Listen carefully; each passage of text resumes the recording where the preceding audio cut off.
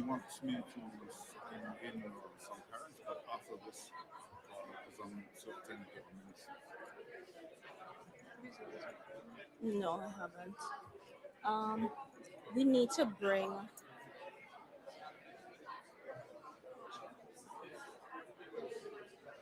How do you pronounce his name? Jash- Jashari. I'm Jashari trying to help Wyatt. you practice. I know. Jashari? Because I Jashari. I need the minister needs to come over now. Yeah, I know. I will. And where Do you know, is is this person the one who thinks over there with them?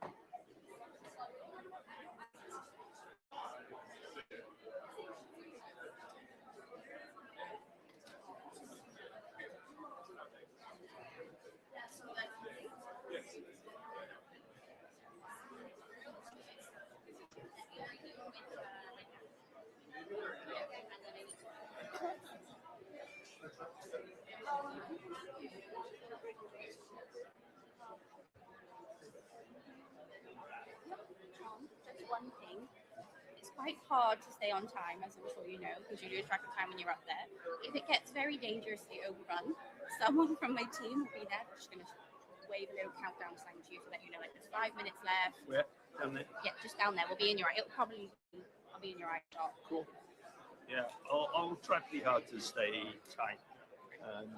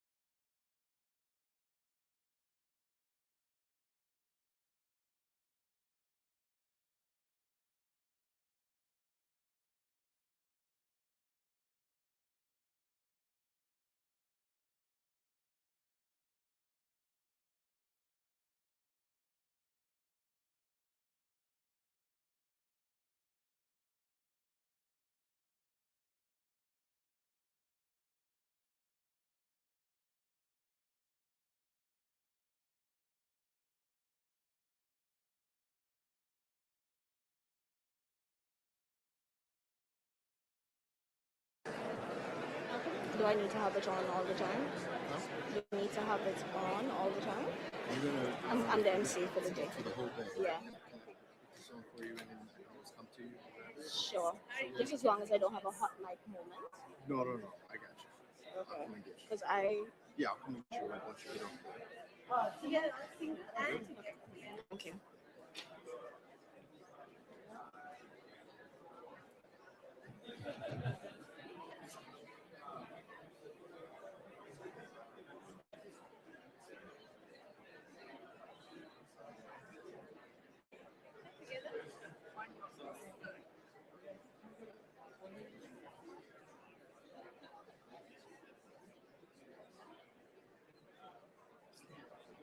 Thank you very much.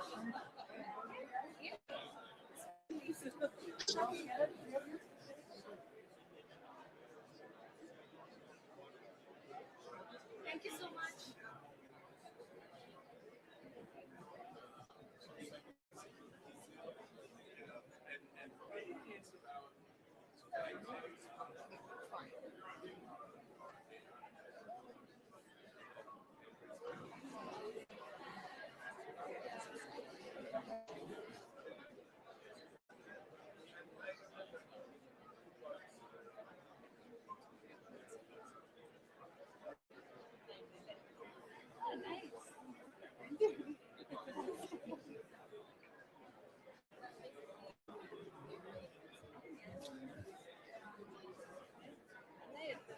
Can AI end inequality for girls in Africa?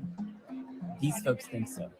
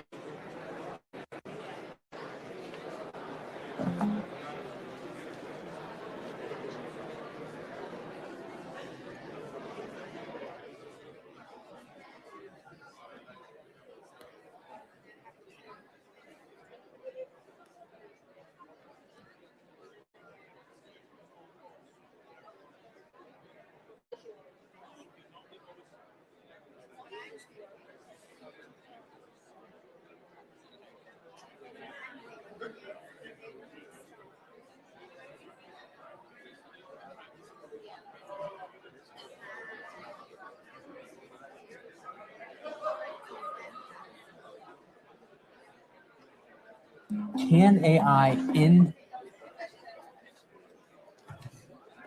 Can AI? Can AI end inequality?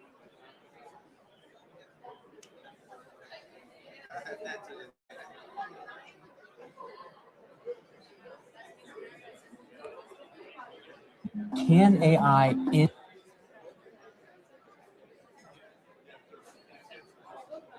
Can AI end inequality for girls in Africa?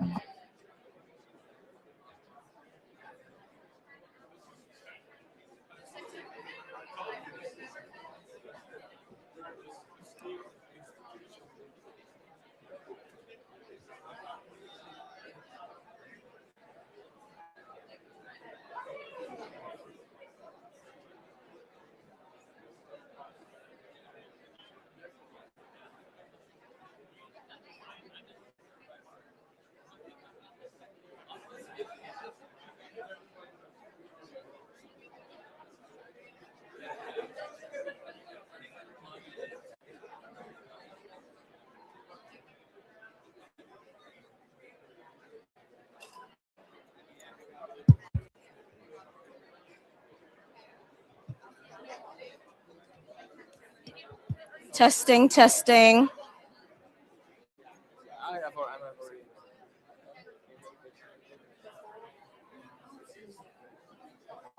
you present from here? We're gonna have to present from here. I'm sorry.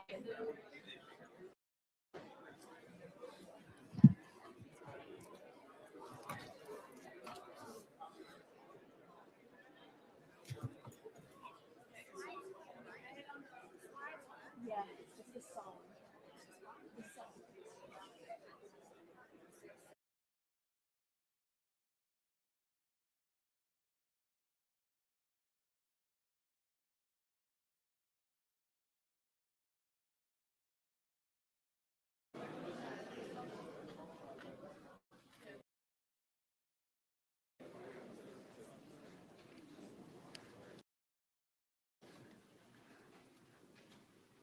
Good morning, Excellencies, distinguished guests, colleagues.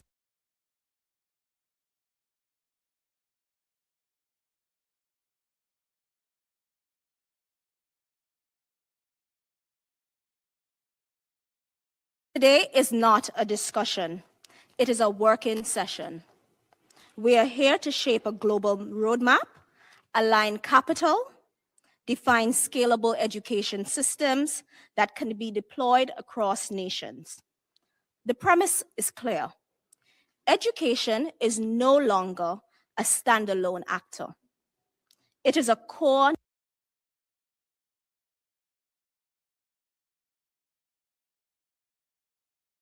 national infrastructure. It determines economic resilience, workforce readiness,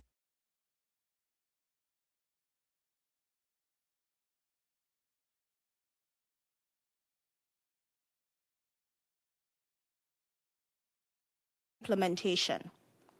This is one more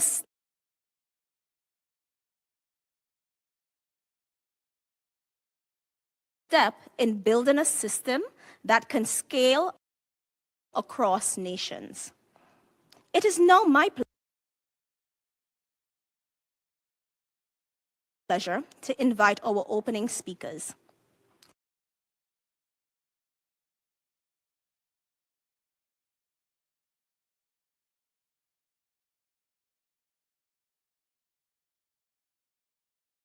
Morning. It is a privilege to welcome you to the Transforming Global Education Summit here at the United Nations.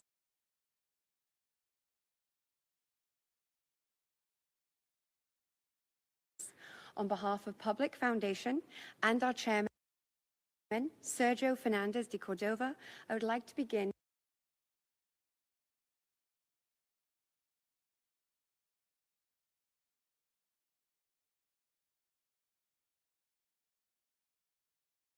belief that the way we approach education must evolve. For many years, education has been discussed as a priority, as a system, and as a pathway to opportunity.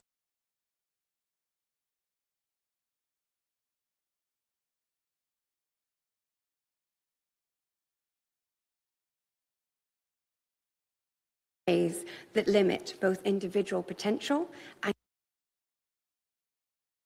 collective progress.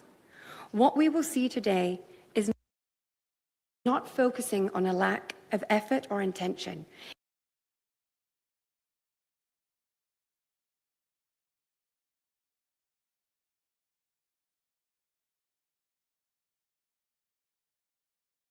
And countries to participate in an ever-changing world.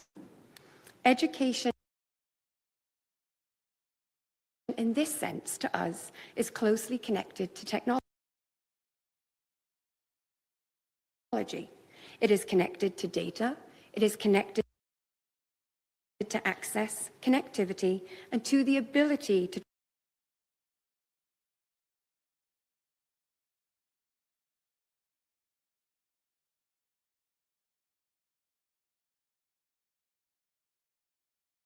in ways that are practical and inclusive, and how young people can be prepared not only for the opportunities of today, but for the future that are taking place. and shape. This perspective becomes even more important when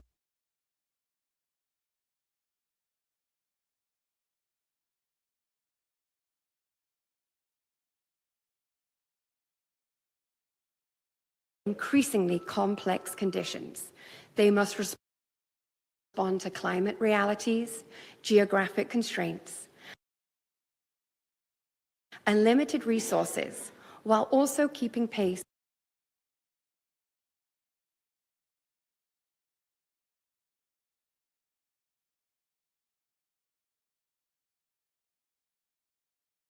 for uncertainty. And this is what today has brought us together. The summit creates space for a different kind of conversation, one that brings together governments,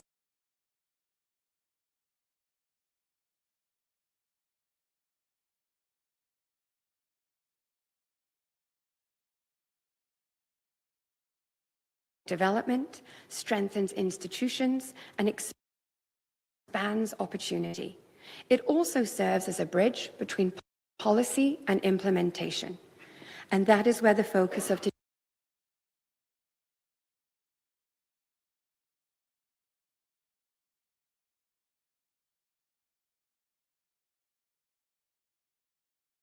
support delivery, and how existing tools, technologies,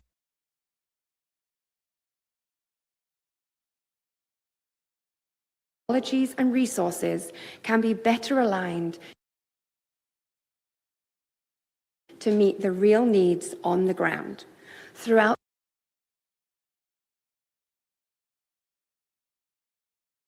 the day, we will explore a number of questions that will sit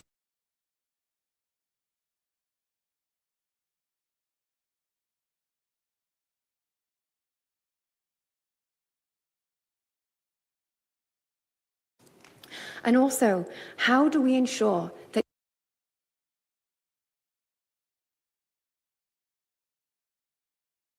countries facing the greatest constraints are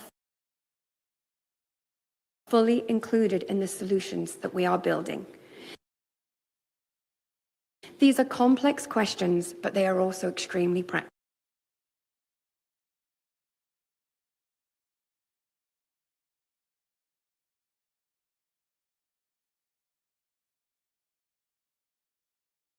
Being here and for contributing your perspectives and experience to this dialogue.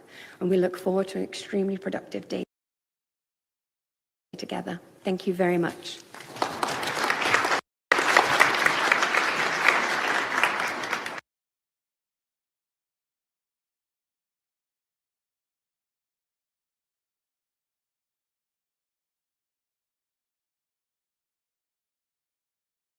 Kingdom of Tonga and one of our co-hosts for today. Dr. Mwale.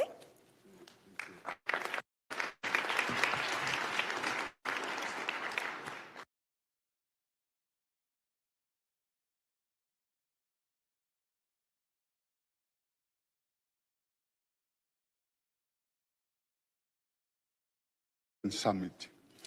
We are pleased to stand with Public Foundation and TIG and Paputa, the Learning Economy Foundation, and all partners gathered here today.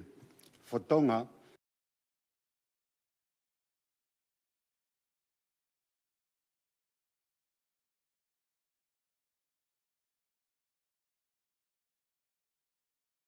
of the islands and in communities where distance is not just geography, it is a development challenge. Our schools must serve children in normal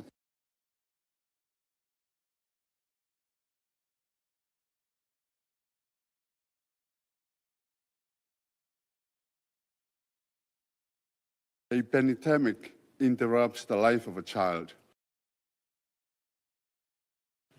We know what it means when the classrooms are damaged, learning materials are lost, families are displaced,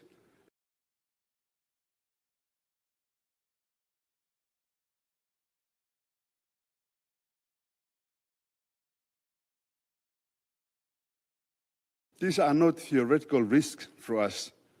They are lived realities.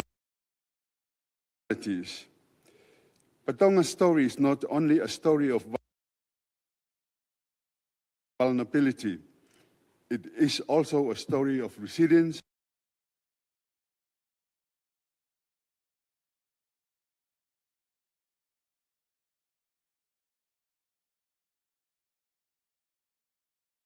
it must mean protecting our language, our culture, and our identity while preparing our young people for science, technology, skills, livelihoods.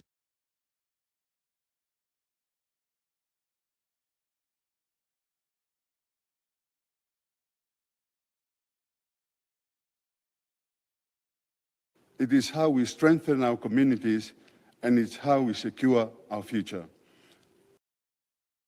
Tonga's new education direction is grounded in this understanding. Our Tongan education strategic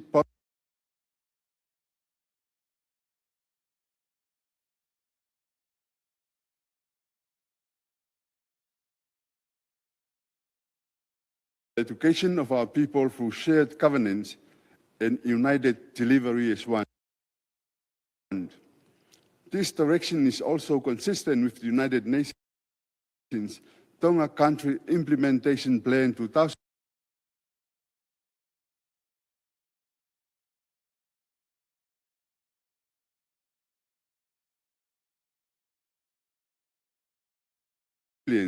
As part of Tonga's sustainable development pathway.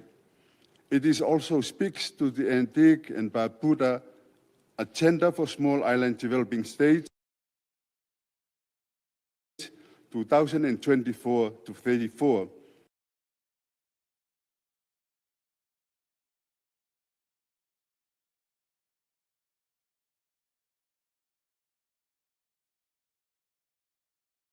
Partnership that understands scale, distance,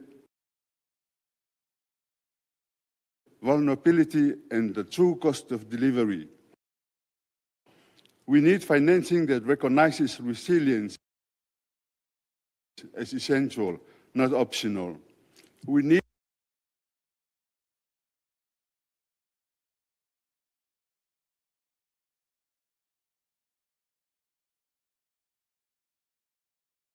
because it asks us to think differently.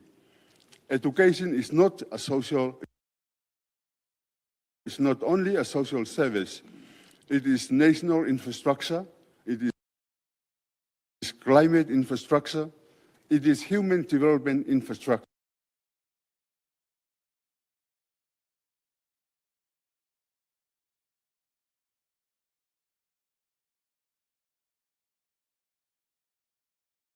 This summit. Thank you, Malo.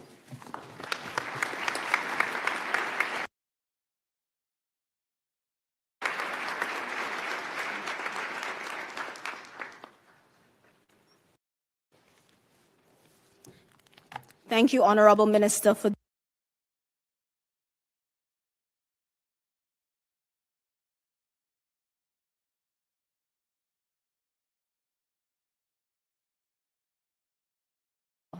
please join me in welcoming Claire Brown, Director of Education, Ministry of Education, Sports, and Creative Industries of Antigua and Barbuda.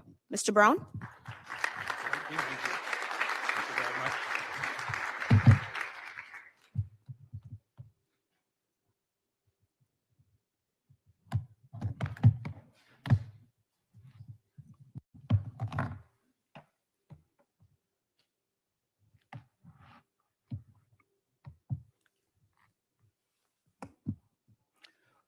Excellencies, distinguished colleagues, partners,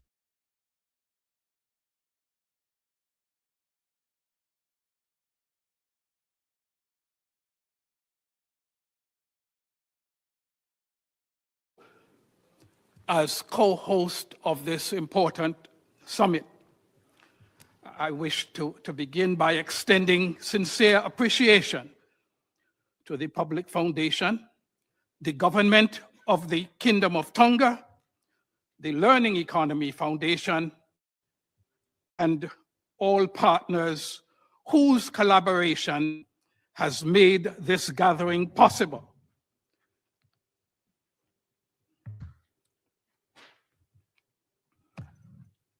Convening voices from across governments, institutions, and communities around education at this level is both timely and necessary.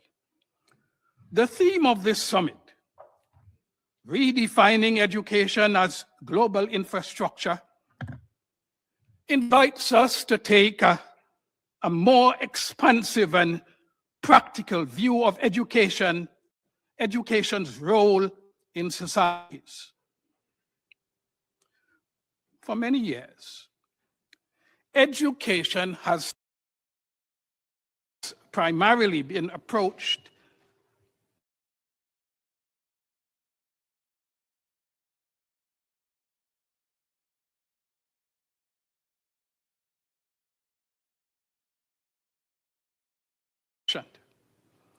education must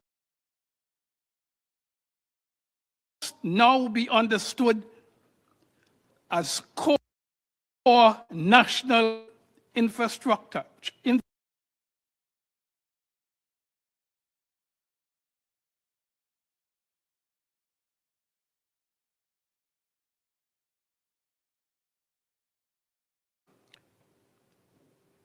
It is where skills are developed, values are shaped, and the long-term capacity of a country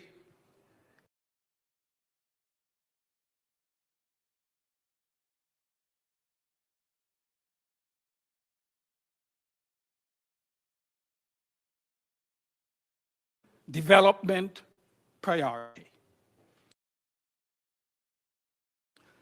As small island developing states, we face a unique combination of vulnerabilities: climate exposure, economic volatility, and the accelerating pace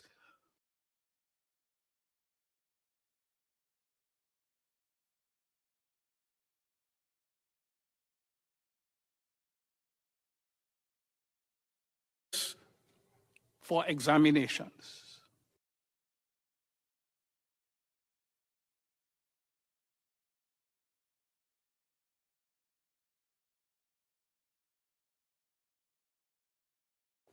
To innovate and to participate meaningfully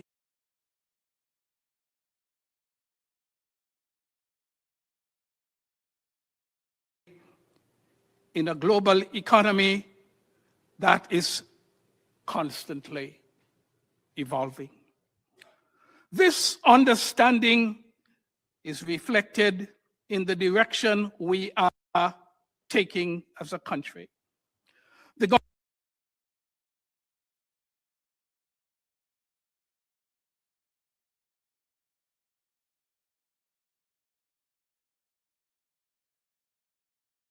of the University of the West Indies Five Islands campus. This reflects a deliberate effort to expand access to tertiary education, build regional capacity, and position our country as a contributor to knowledge development. At the same time, we continue to prioritize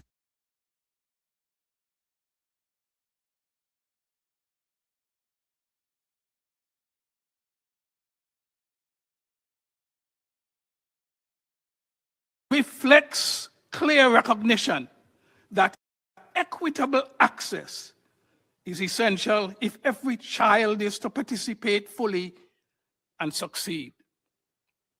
We are also advancing digital transformation as a core component of education. Strengthening digital skills, improving data systems,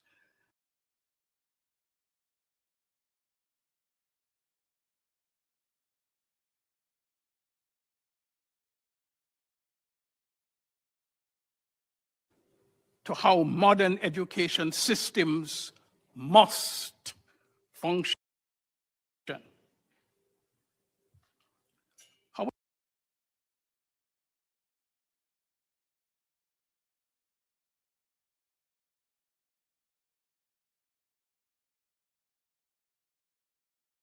That moves beyond dialogue to delivery, supporting countries in translating ambition into implementation. We need partnership that respect national ownership and strengthen institutions and enable systems to more effectively operate.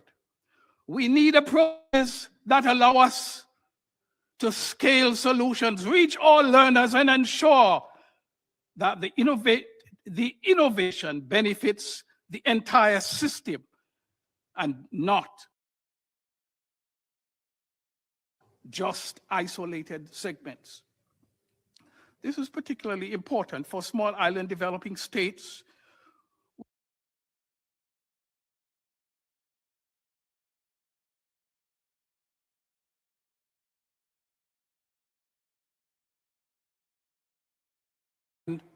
and deliver reform. In this regard, the Antigua and Barbuda Agenda for Small Island Developing States speaks directly to this moment.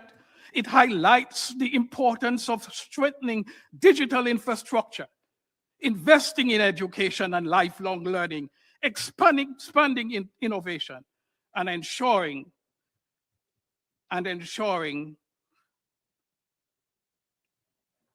that young people are meaningfully included in sustainable development. As co-hosts of this summit, Antigua and Barbuda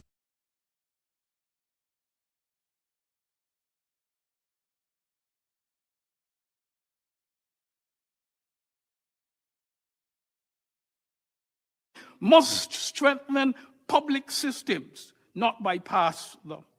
We believe partnerships must reinforce country-led priorities. And we believe that every learner, regardless of circumstance, should benefit from systems that are inclusive, responsive, and future-ready. As we open today's discussion, our hope is that this summit moves us beyond identifying challenges and towards clarifying practical pathways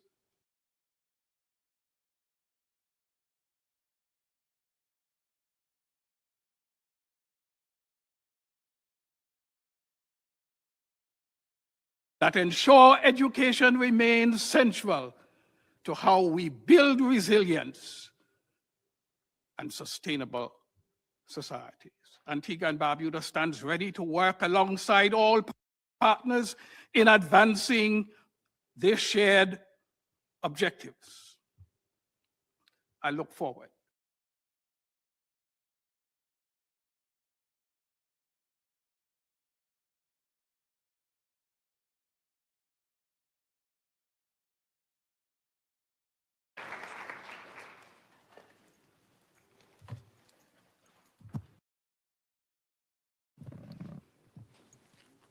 Thank you, Mr. Brown.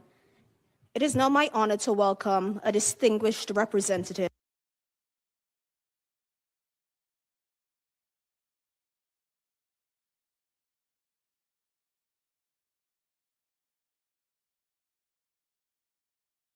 to deliver opening remarks. Mahir?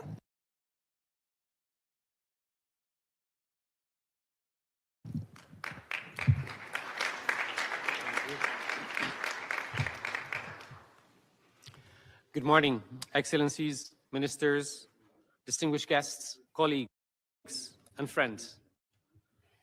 Welcome to the United Nations headquarters. I would like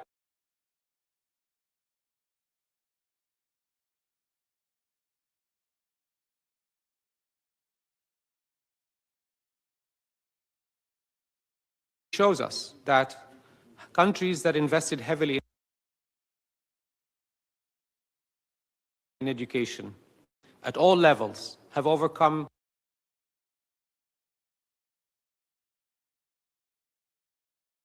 poverty, and some transitioned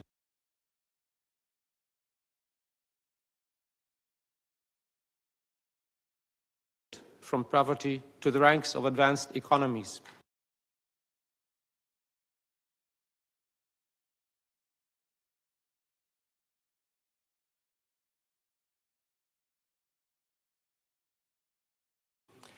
In 2022,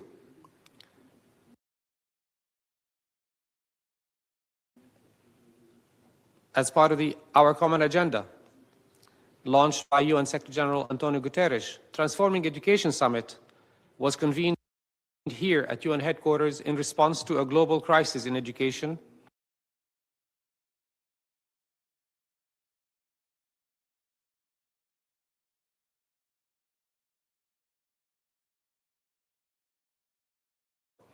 and was held with a view to elevating education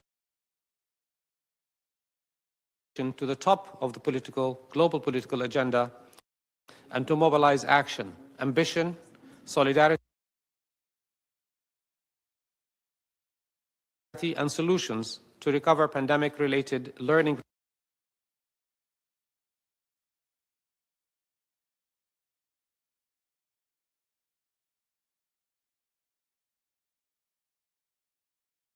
highlights the centrality of education as a foundation for social and economic growth.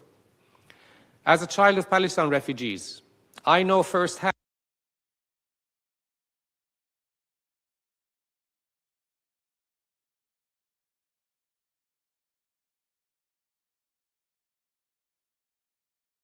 for the loss of land, loss of home, and loss of livelihoods. These communities invest in their children because they know that is the right investment for them to overcome the challenges that they have faced. Education is also a right.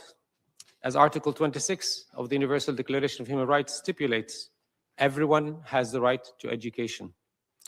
Education shall be directed to the full development of the human personality and to the strengthening of respect for human rights and fundamental freedoms. Throughout my over 35 years,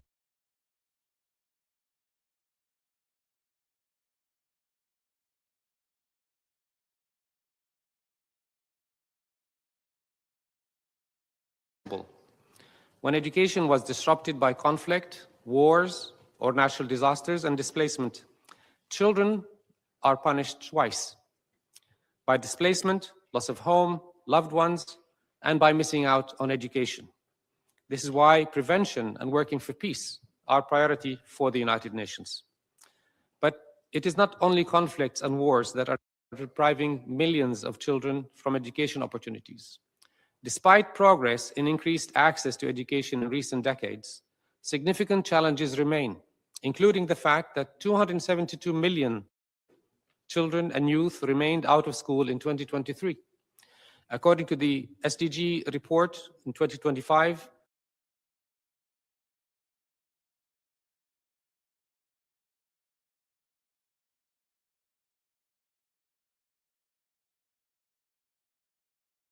countries must prioritize inclusive policies and financing that simultaneously address access, learning, and quality and equity.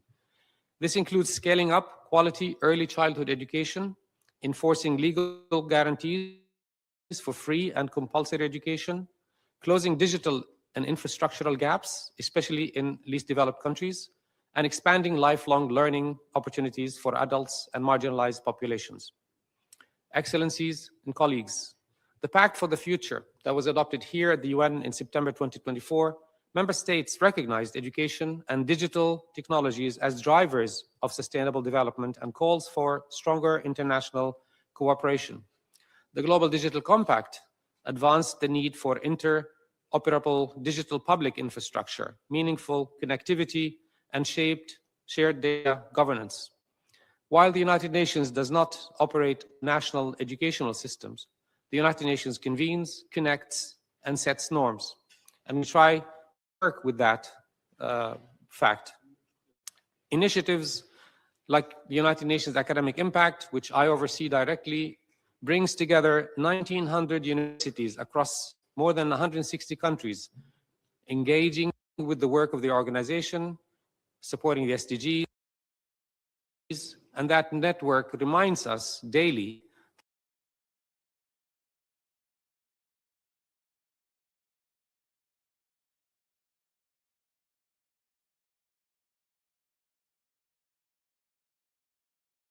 learning records, technology transfer,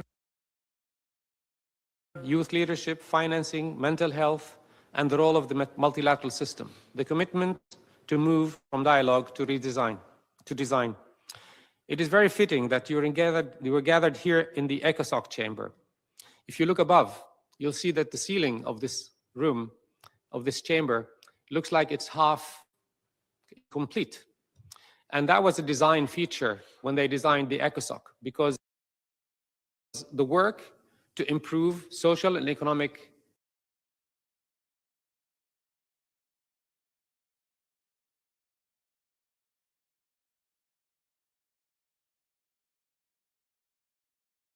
opens the doors to social economic growth and prosperity. I wish you success and productive and purposeful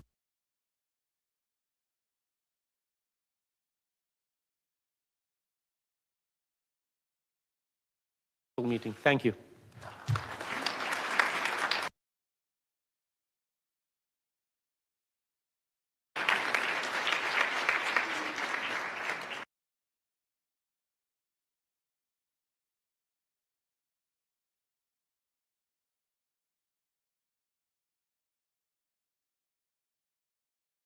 Are connected, adaptive, and aligned with the future. As we step into our first panel for the day, this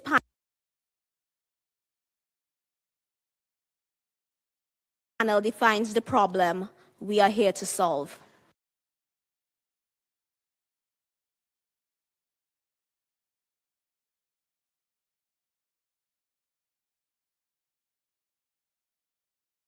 Learning Economy Foundation to moderate this session.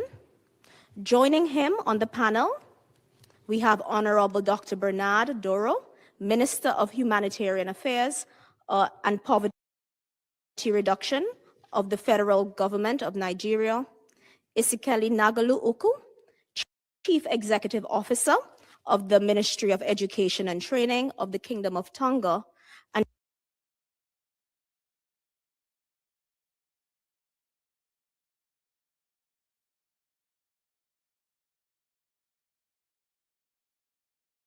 moderator and his panelists to join. And as they walk to the stage, just one housekeeping matter. We're running a few minutes behind time, so we're asking our moderator and our various panelists. We have our colleague who's seated straight ahead, Gabby, and she'll hold up the time cards. So thank you so much for recognizing that. Thank you.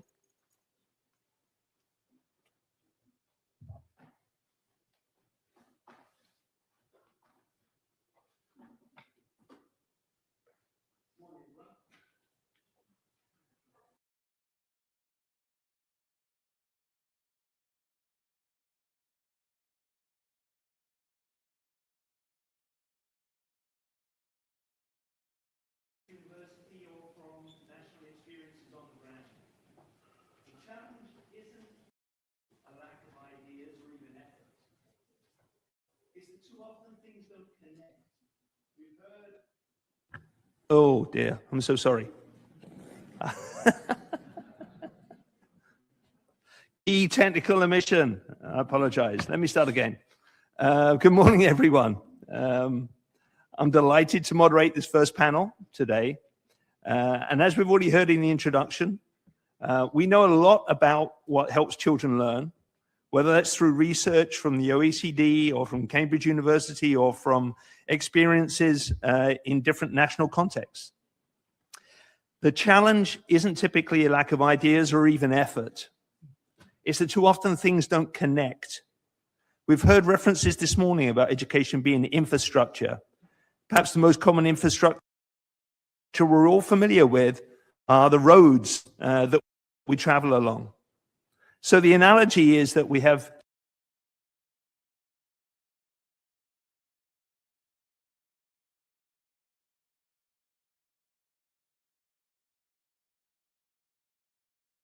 together around them.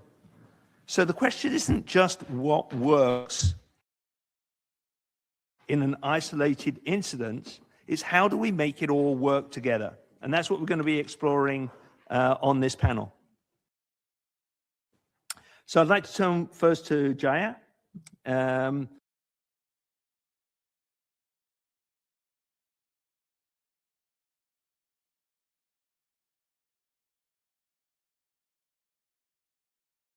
Particularly the most vulnerable, and what needs to shift for us to be more connected in the future. Thank you so much, John. What a privilege to be with all of you today. It's just incredible to see so many committed decision makers, private sector, investors, and most importantly, the young people, the scholars. And I just say to all the young people in the room, you are not just future leaders, you are leaders right now. And thank you.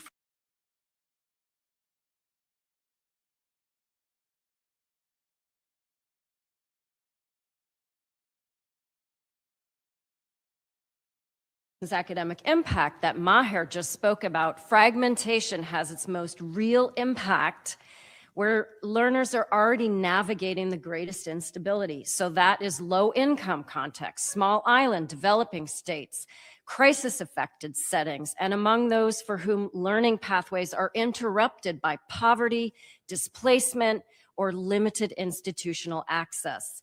And we've got to be unequivocal as we're thinking about this. Education is a human right. When fragmented systems fail to deliver, it's not just inefficient, it's a violation of fundamental obligations. And the most troubling reality that we see is that fragmentation does not exclude people by accident. It excludes them predictably. In systems that are interoperable, they're not interoperable, they're not portable, and they're not anchored in human rights.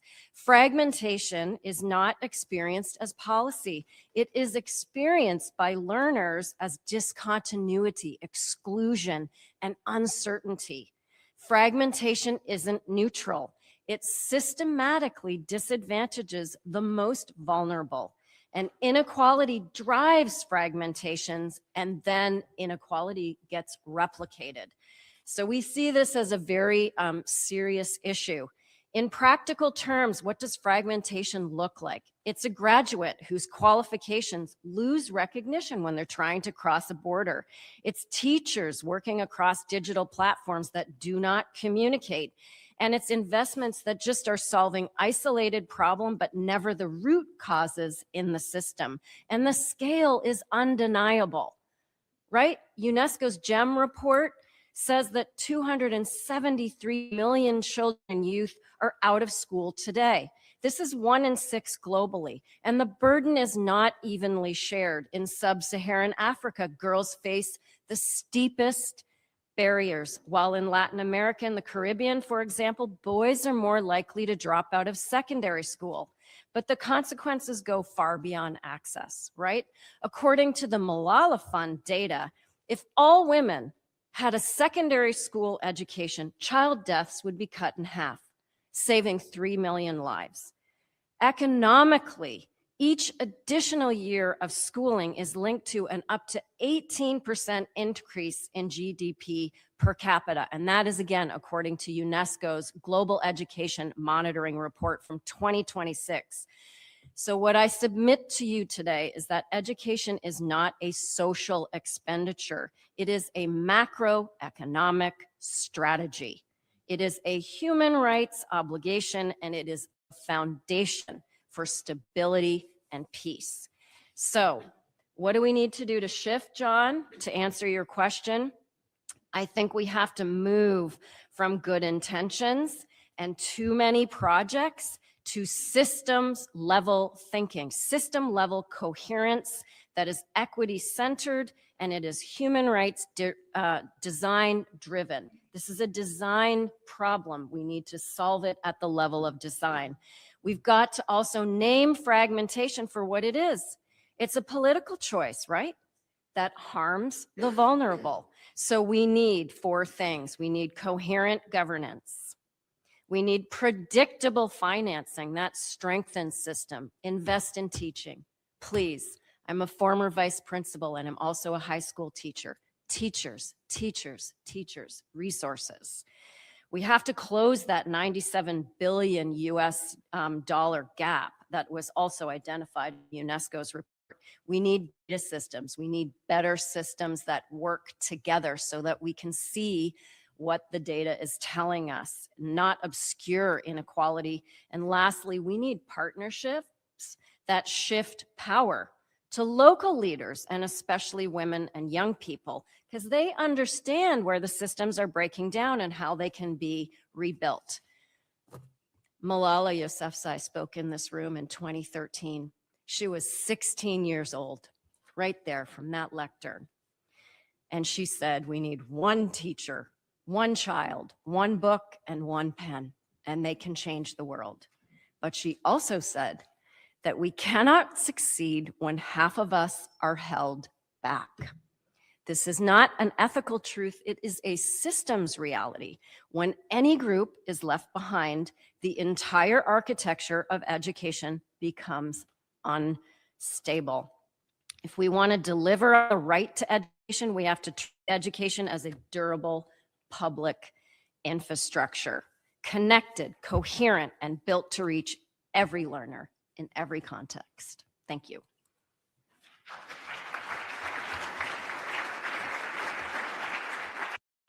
Jai, thanks so much. I love the perspective as an ex-finance person to reframing education from a cost to an investment and truly looking at that at the macro level. I think that's brilliant. Mr. Oko, let me bring you in. You're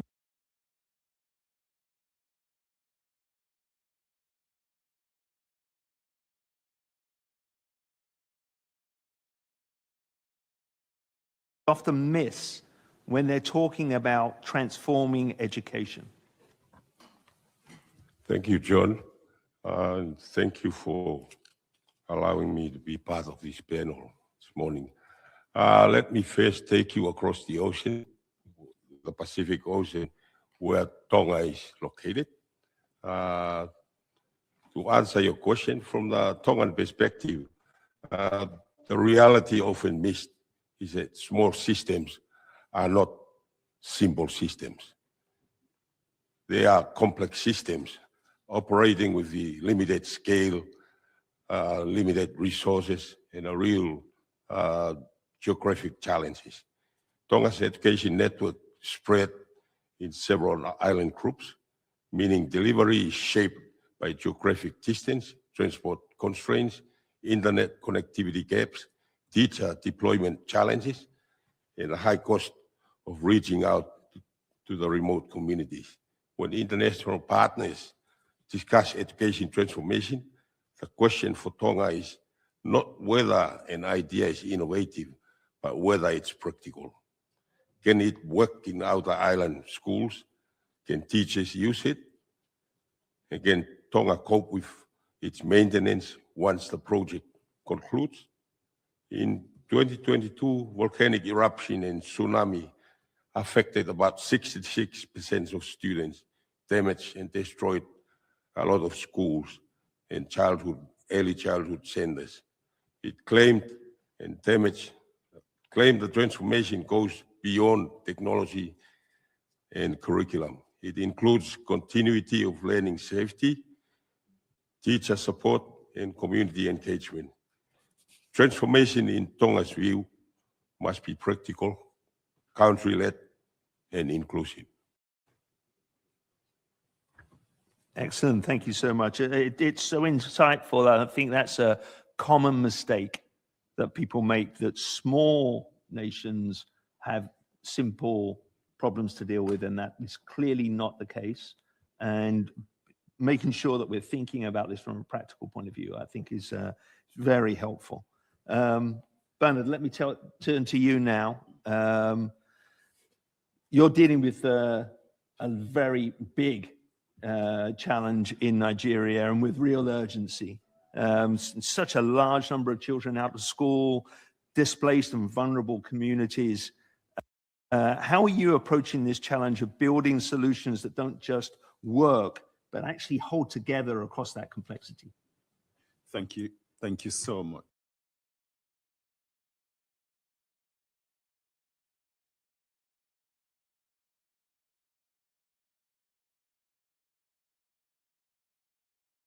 Conduct. It's more than several countries put together. So there's a nexus between education and poverty, and that's the point I want us to keep in mind. How are we building coherent, scalable solutions in Nigeria?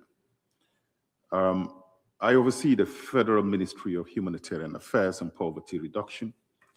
And under my leadership, the ministry is pivoting towards a single window humanitarian system. We've created a new flagship that seeks to consolidate fragmented interventions, and this includes education of the vulnerable. So through this architecture, what we're doing is to coordinate humanitarian actions and poverty reduction response.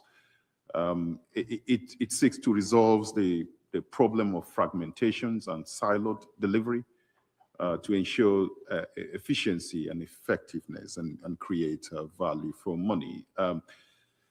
So what we're talking about here is creating something that, or a framework that exit people from poverty. And through this, specifically looking at what I call a poverty graduation framework. We want to exit people from poverty. And in doing this, skill becomes very important, and that is where education comes to play. And so through this framework, we are looking to seamless transit people from the usual humanitarian intervention through a framework so that connects the intervention with reskilling.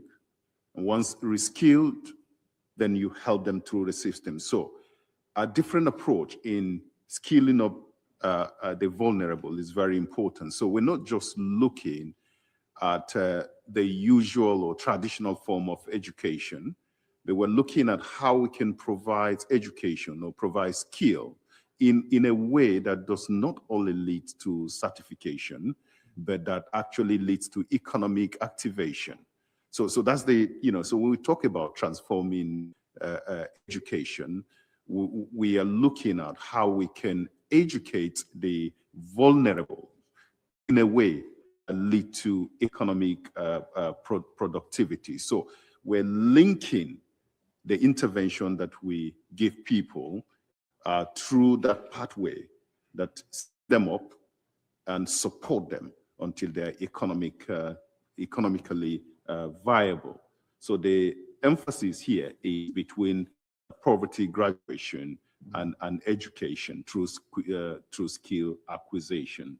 And so we are also using the humanitarian development peace nexus, to be able to coordinate this, because our belief is that when there's peace, then there's less need for humanitarian intervention. And that also then provides the needed resources for developmental activities, including educating these vulnerable. So through the single window mechanism I mentioned earlier, we are eliminating the fragmentation in the system. We're creating unified registries and data systems. We are consolidating the data from ministries, departments, and agencies into a unified platform. And added to that, We are redefining the role of international partners from being just implementers to leveraging their technical expertise. So this is how we are scaling up the entire process. So we believe that by doubling our partnerships with our local NGOs, we are building the local capacity required to sustain investment into education. Thank you. That's an incredibly powerful approach. And coming back to my earlier analogy of thinking of education like roads and the interconnection, the start point being poverty and the end point being economic stability and sustainability for both the learner, but also the communities. And that's fantastic. If I turn it across the full panel now, as we look to wrap up, if you had to pick one practical shift, something that we could realistically change here collectively together, that would make systems be more connected, what would that be? Joy, if we could start with you. Yeah, thanks so much, John. I think the one practical shift that we could look to make is just to move from project-based, fragmented interventions to system-level, equity-centered governance of education as a public common good. That is the main shift that we need to make. I'm going to leave it there for time. Thank you. Thank you. Thank you very much. Mr. Oko, if we can turn to you. Yeah, from my perspective, should be country-led, designed together with, but not the project coming with itself, designed from somewhere else to be implemented in our country. It has to be related to our day-to-day context. Thank you. Thank you. Bernard. For me, is approaching this from a demand-driven perspective rather than a supply-driven perspective. Thank you. Thank you so much, panel. Wonderful way to start off our working session today. I think in summary, we've really heard the importance of us thinking end-to-end, really thinking about the demand signal, thinking about the system solution, and ensuring that it's country contextually relevant and appropriate. And if we can do that, we'll have a truly joined up education system. So thank you to everyone.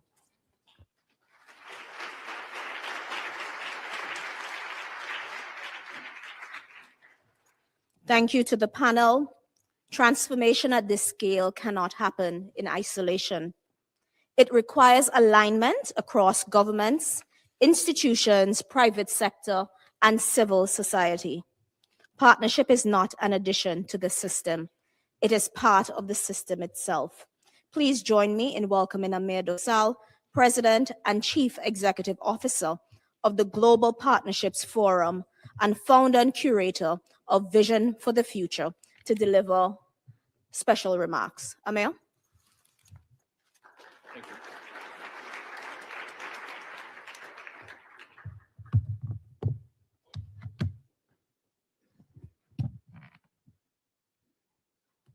Honorable Ministers, distinguished guests,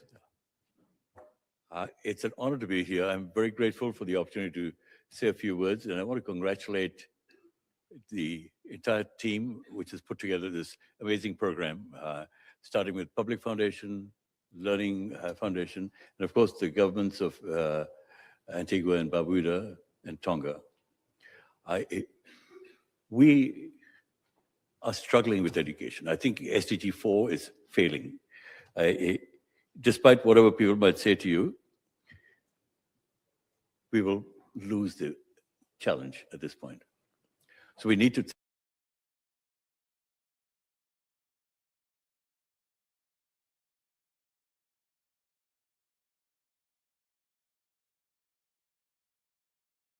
applause from all of us, I say.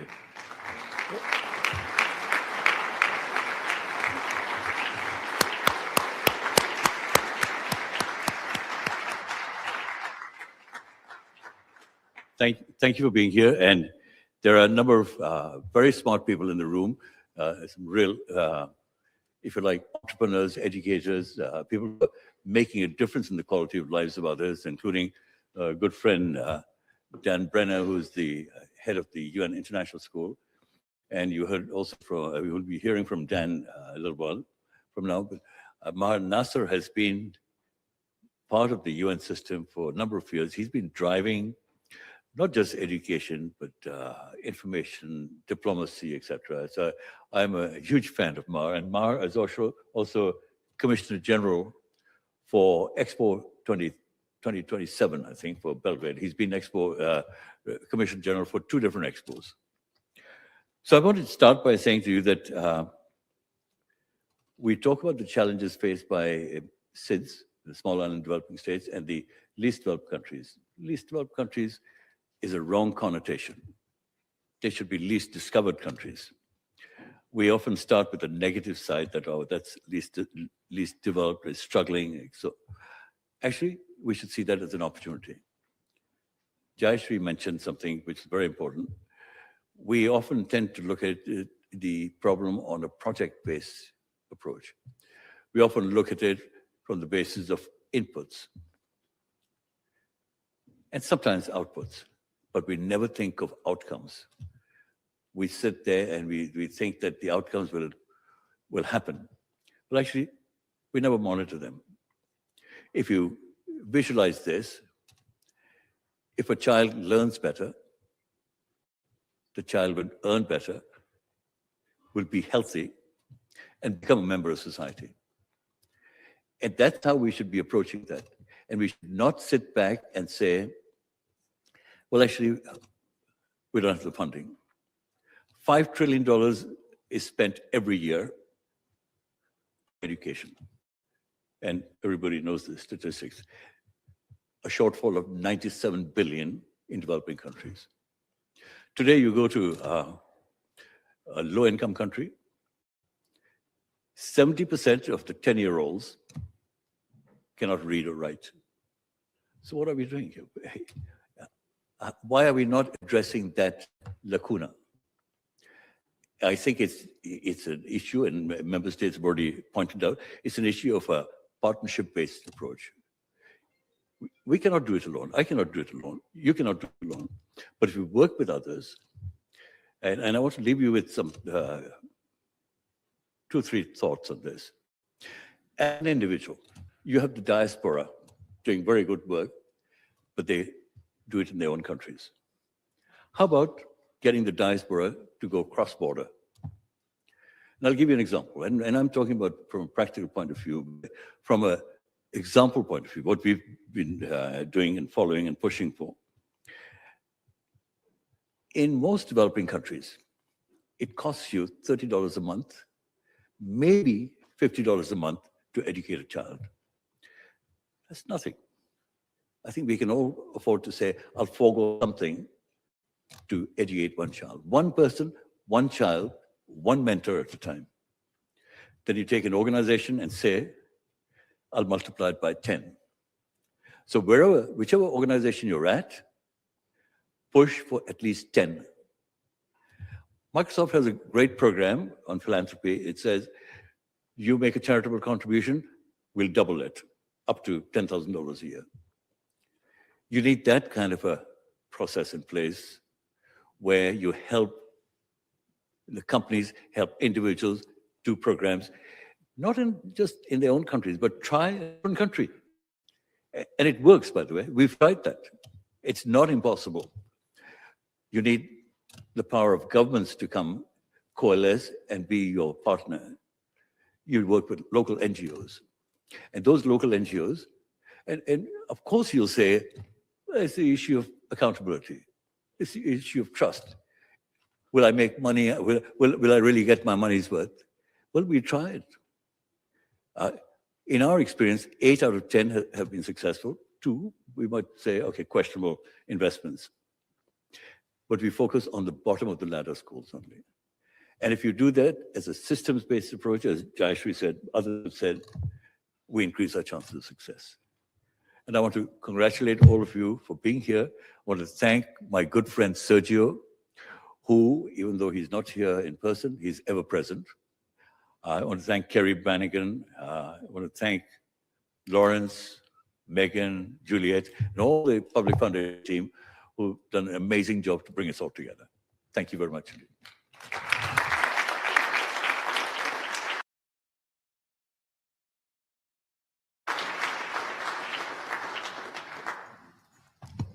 Thank you, Amir. We now move from diagnosis to system design.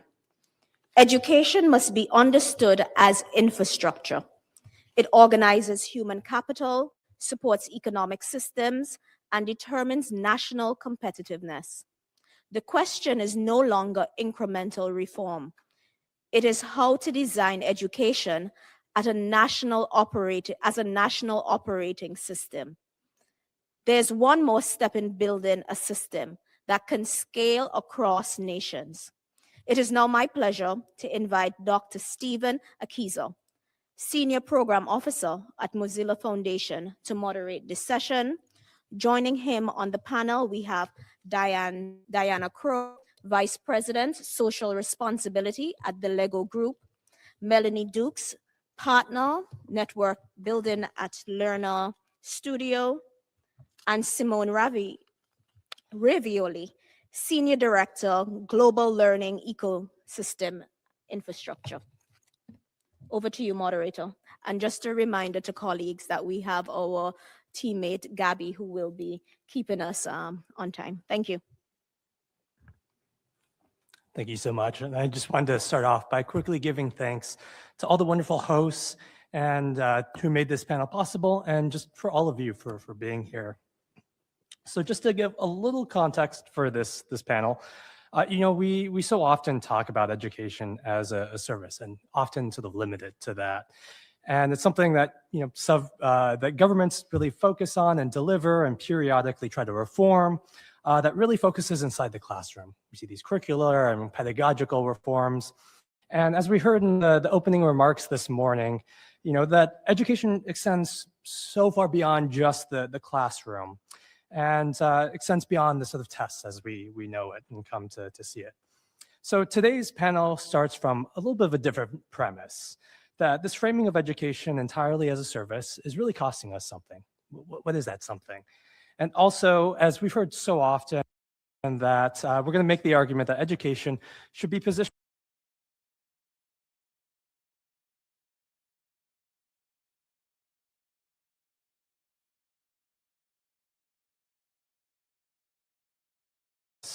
and what's really at stake if we don't shift this from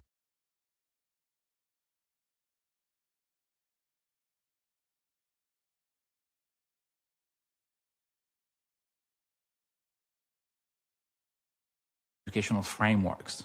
Those frames as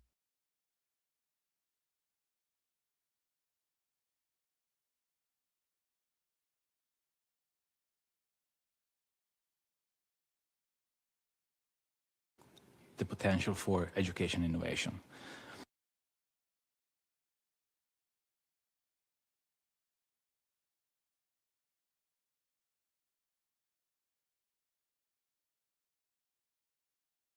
Frameworks are not adequate.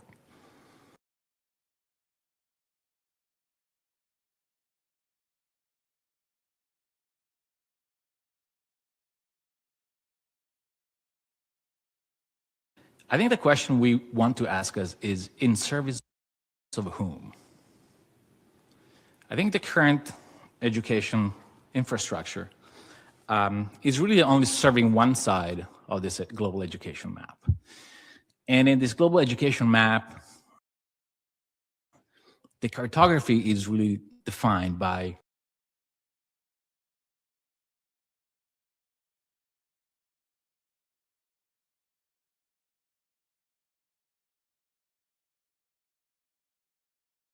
formal learning. And that risks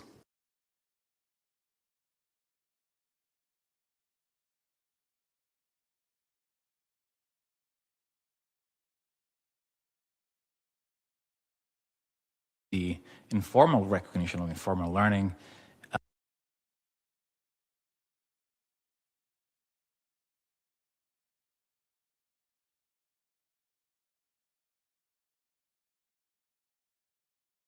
policies around them. For example, South Africa, the Philippines, many countries have such policies in place. The challenge to connect them to the existing frameworks is big. We tend to want to integrate them in the current frameworks, but that integration often results in assimilation and in an intended effect of colonization.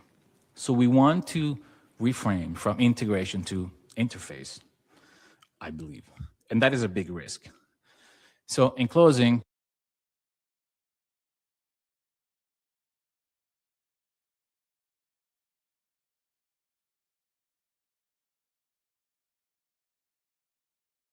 formal, like why is it that there's particular notions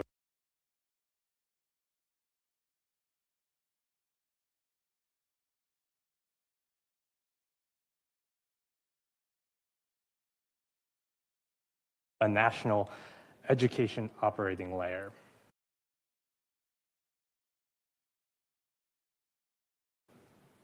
Thank you for the question, Stephen, and thank you all for being here, for having me. Very humbled to be here. I'm reflecting.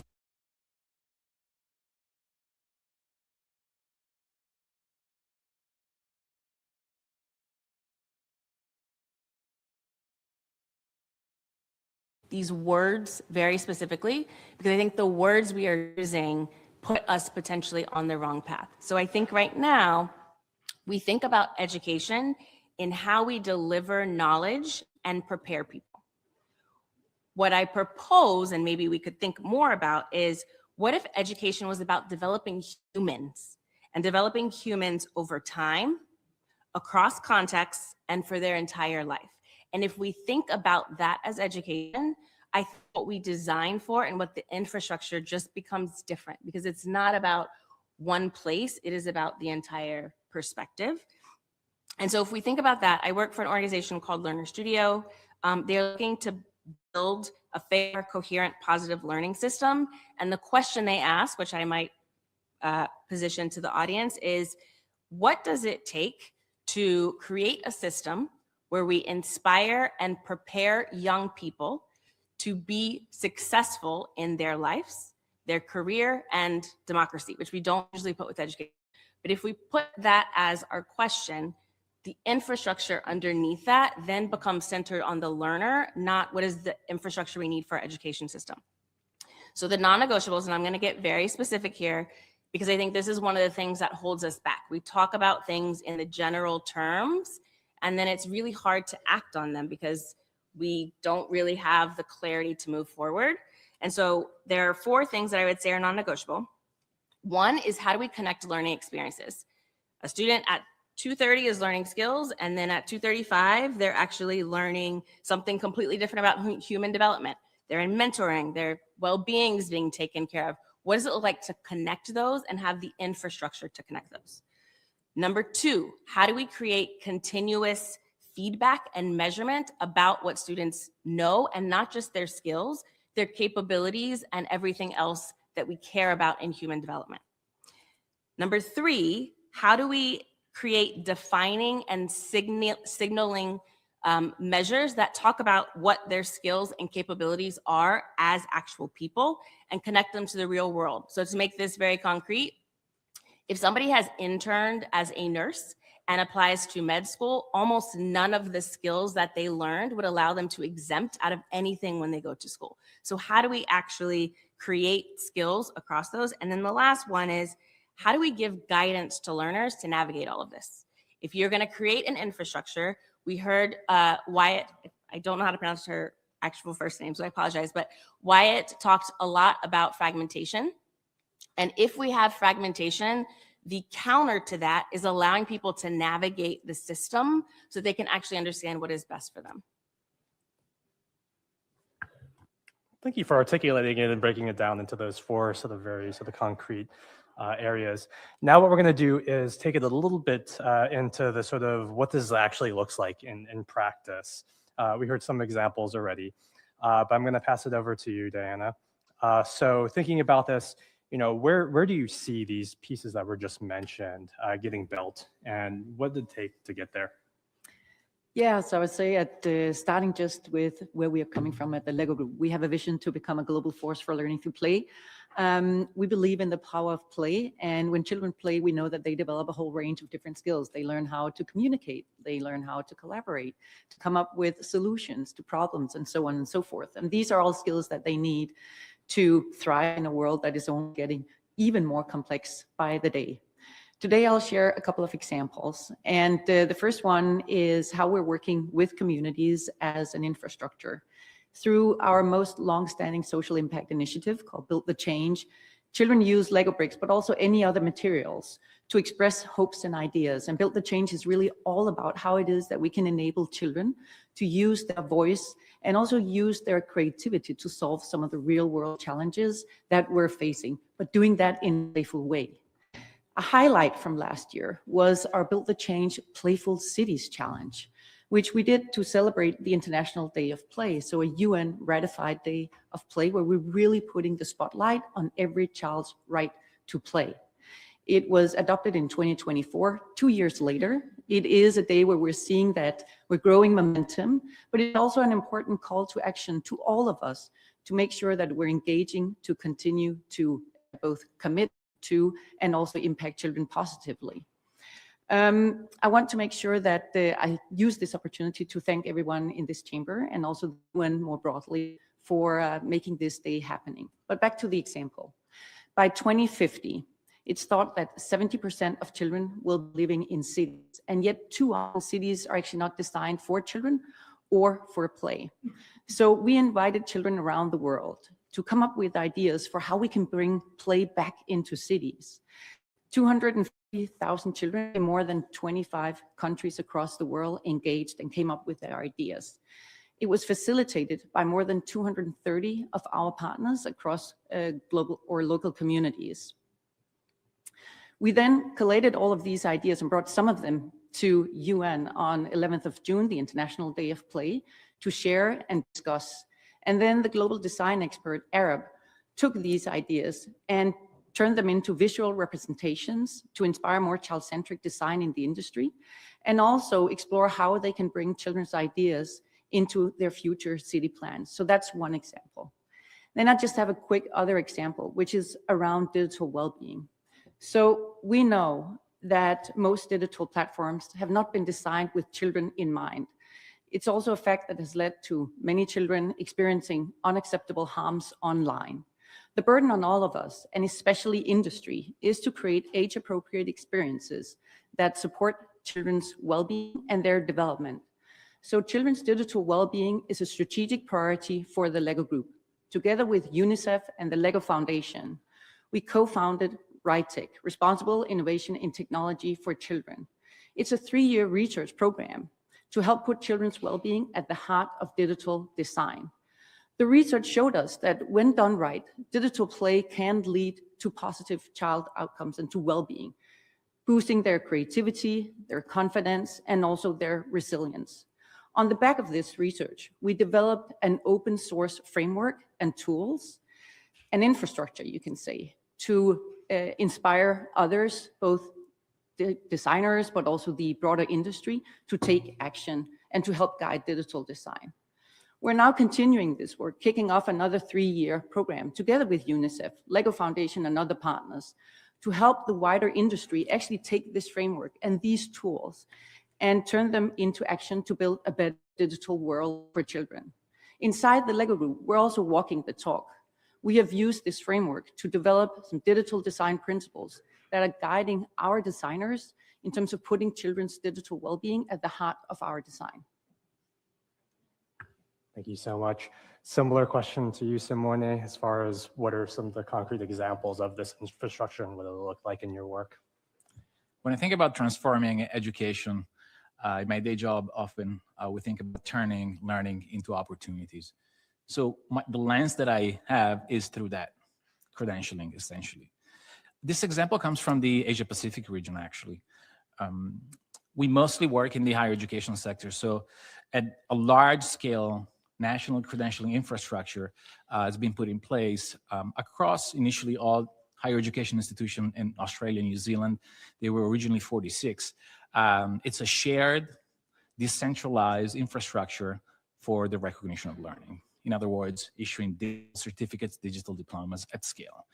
Now, the interesting aspect of this, that this network called My Equals has become a network that connects to other networks out there through interoperability mechanisms. And the sustainability of this project was outstanding. In the original hypothesis, the business case for it, just in the first 3 years of running this network, was just blown away. In some aspect, for some dimension, by 3 times, in other dimensions, 10 times. So there is a case for that. It would be very interesting to extend that network to the other bordering Pacific islands. In fact, there is an opportunity to connect it very easily to serve more learners in that particular regions. Because if you think about it, Australia and New Zealand are 2 big islands, but they're part of an archipelagos. And in a sense, archipelagos are organic examples of very resilient infrastructure that we have and decentralized. Thank you so much. And last, but certainly not least, Melanie, do you want to go ahead and Yes, share? I will be very brief. So one thing I would say is it's helpful to define what we actually mean when we say infrastructure. And so when you think about like roads and bridges as infrastructure, what they're actually doing is connecting parts of the system together. So when we say that, that's what we're trying to do, is connect. And so I will give 2 examples. Learner Studio also has a venture studio. So we invest in different organizations that are building infrastructure. And I'm lucky to have the leaders of 2 organizations here today that do that. One of them is PlayLab. So it is an open access tool that actually allows educators and students in some cases to build democratic AI infrastructure to solve their own problems. And so if you think about that in the core of education is about human developing, being able to exercise your agency is a huge part of the way that we build that.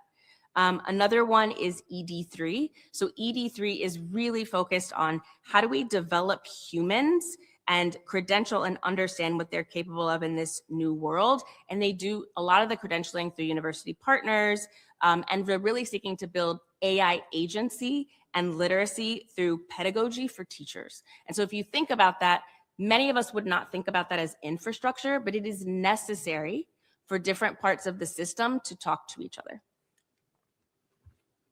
Thank you so much for giving these examples. And I would imagine these things didn't happen overnight. And sort of curious, and I'll open it up to the panel. What are some of the biggest challenges that you faced from the examples that you gave? And I'll open up to whoever would want to answer first. I can go first. Yeah. So I think the biggest challenge that we've been facing is actually engaging children and making sure that we're giving them a voice or enabling them in the processes. And I think this is absolutely essential. Too often they're not being brought in or they're not listened to. So how do we make sure that we do that? And that actually goes for both the 2 examples that I mentioned, whether we're working in communities or we're looking at digital well-being. How do we make sure that we are enabling children as part of decision making, right? Which is also a right that they have to be heard and listened to. I can actually add, I think one of the biggest ones is measurement.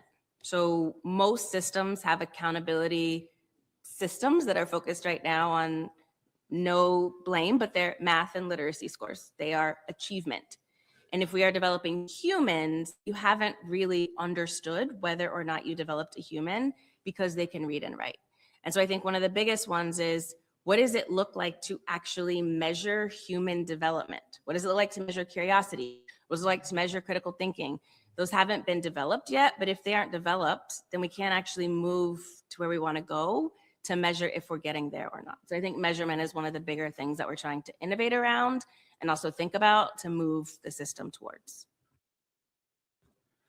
I'd say anytime you're trying to build a large-scale ecosystem, coordination is the one challenge that comes to mind. It starts really early when you design it, but it might even go deeper than that. I mean, there is probably a need, when I look at these challenges in the future, to redesign the constitutional layer of these new infrastructures. One that has to be plural and, it's, I think, recognition first. Beautiful. I love how the positioning that you had, Diana, of like our experts are really here amongst us as far as the young people that are around the world themselves, and just the human connection of how we actually learn, not just from on paper and these sort of typical measurements, but what's the sort of holistic way and how can we do it systemically.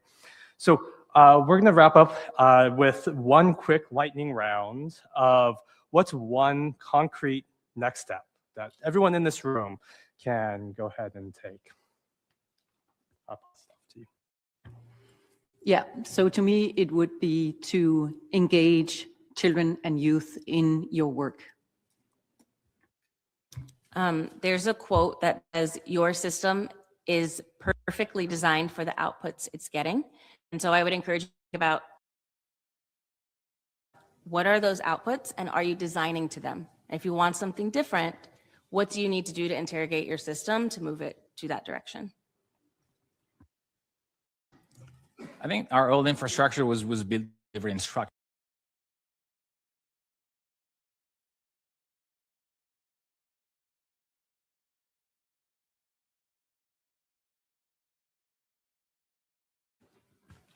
Thank you so much. I wanted to give thanks to the panel and for everyone in this room for engaging in the conversation.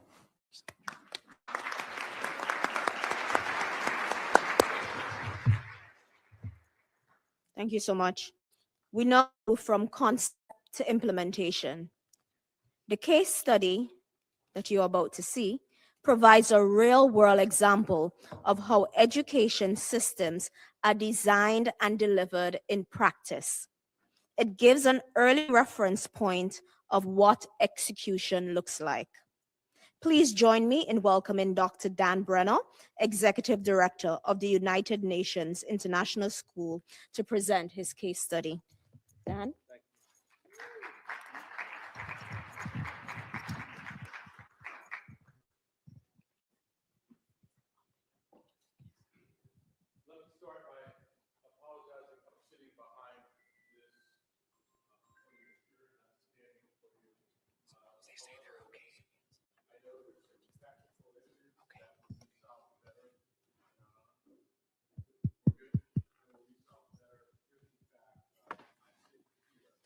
I am also, and let me start by please acknowledging the excellencies, the ministers in the room, the distinguished guests. I'm really humbled by having this opportunity to speak in front of you. As an educator, I also know that you've been sitting a long time. And so I'm going to take 30 seconds of my precious time to give you the opportunity not to leave, but to stand and stretch for a minute. So please stand up and stretch it out.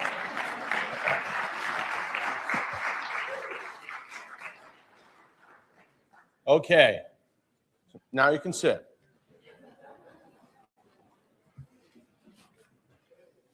But I know education is about being able to access what's being taught. And so I'm here today to tell you a story about the power of dreaming, the power of hope, and the power of education. And when you put those together, the power of results that are undeniable. And so what I would tell you is the dream started 6 years ago at the United Nations International School, where we wanted to live our mission, which was to make the world a better place. And to do that by extending the walls of our school beyond the walls to places that perhaps have challenges that my students don't have. And so we looked to create partnerships in places where the challenges were undeniable. In this case, we found an NGO in Nigeria, in Oshobo. And with them, we looked to build a pilot that could be an example, not just for this small little program, but in fact, for perhaps the world. What I'm going to do now is tell the story through a video and the words of the girls, the 100 girls that are benefited from our ability to be there, but frankly, not nearly as much as our school and our students benefited from being a part of their lives. So let me put up the video if possible, and hopefully you'll be able to embrace the sound. Can AI end inequality for girls in Africa? These folks think so. 34 million girls in Africa will never finish high school. Why? Because they're dealing with child marriage, early pregnancy, FGM, and more we can't put in a YouTube video. The research is clear. The way out is education. But how do you educate millions of girls in Africa? Meet Adefunke. Hi, I'm Adefunke. She's not AI. She works at VARS in Nigeria with these amazing people. In 2023, VARS teamed up with this guy, Dr. Dan Brenner, Executive Director of the United Nations International School, UNIS for short. Together, UNIS and VARS launched a pilot program with one mission: help 100 girls get the education they deserve. What happened next is unbelievable. With $250,000, they secured a campus in Nigeria, recruited 100 girls, shipped them 100 MacBooks, set up Starlinks, and the students there met with the students here, the staff there met with the staff here, and they quickly began implementing all kinds of tools into their curriculum. Yes, I see it. In the end, 96 out of the 100 girls passed the pilot program. In other words, these girls now have their high school GED.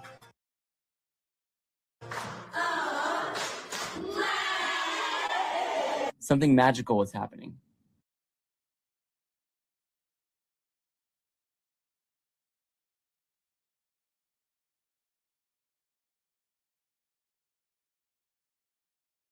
Who had never opened a laptop were coding and using AI to study for their high school exams. After meeting the girls, seeing their passion and motivation, we began brainstorming. How do we scale this? Remember Adefunke? Her joke became a reality. Just turn into an AI. Introducing Funke AI, a prototype we're building to help teachers reach more students and the staff to focus more on creating a safe environment for the girls to learn.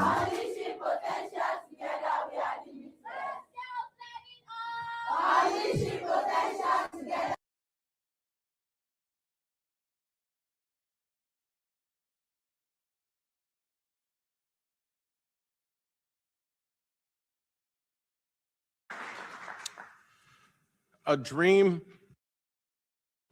that manifests itself in the hope of the girls. That's what it's about. That video, excuse me, that video we're a small, gritty team that work on this. Two of the members are here. One of them made the video.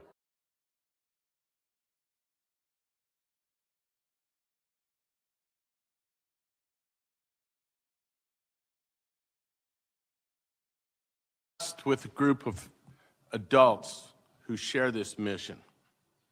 And so where are we now? Over the last year, in September, we enrolled our second cohort of 100 girls, and we are convinced that they will do equally well. 40 babies graduated with their mothers last year. We are in the midst of doing it again. We have built out Funke AI at school. And so the next pilot will involve Funke AI on our terms. What's the goal? The goal is to be able to use a self-driven app that will support girls' ability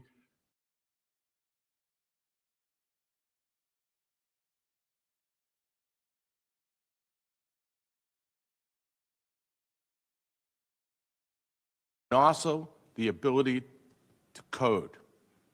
But it's much more than that. They leave and then they come back, and we find them work. Because it's not just about the education, it's now how do we connect that education to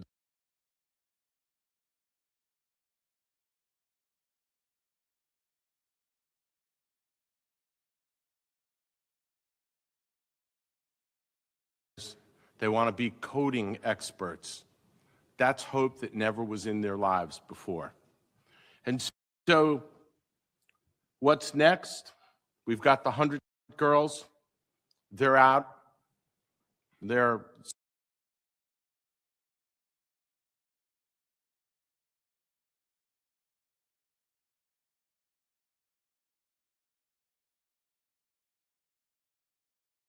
seven countries that use the very same exam that our girls used to graduate high school. We have the ability to scale once we have this pilot in place. And so for that, I will leave you with the words of one of the graduates talking about Funky AI, if we can put that up. Hi everyone, I'm Abdulkarim Kafayat. I'm an AI learning assistant.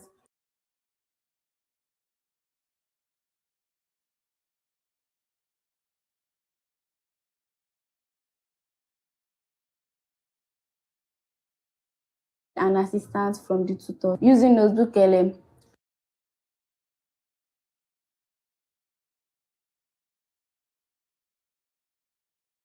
We transform static text into dynamic study.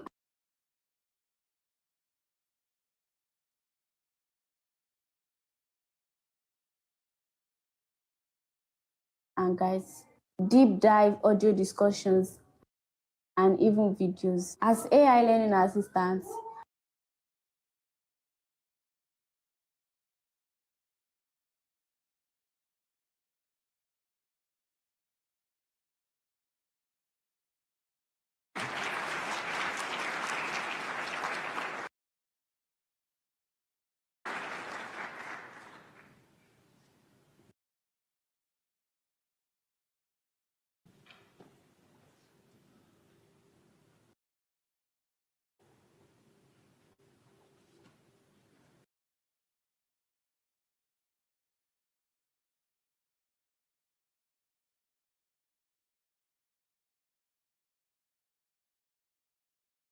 must function under constraint. If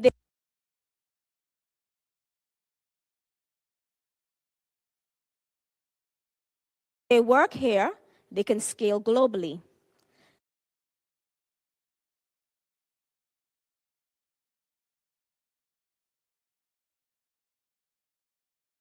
This is where innovation becomes essential, not optional.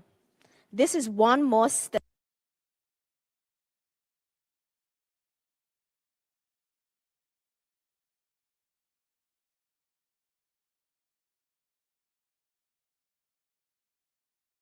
joining this panel, Ashaki Goodwin. Thank you.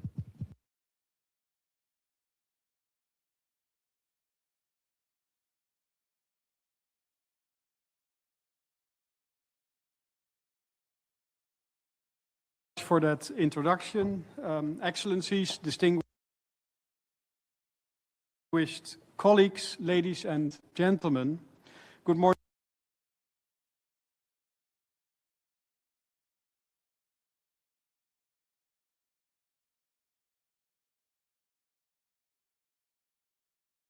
Driving sustainable development and transforming education.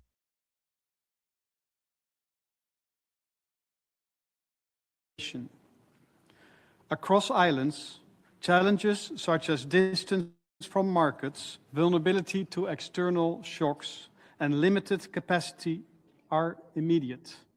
But so too is the ability to innovate with agility and to design solutions that are grounded in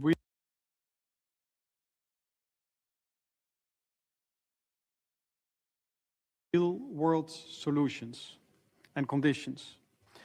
This session will highlight how SIDS offer important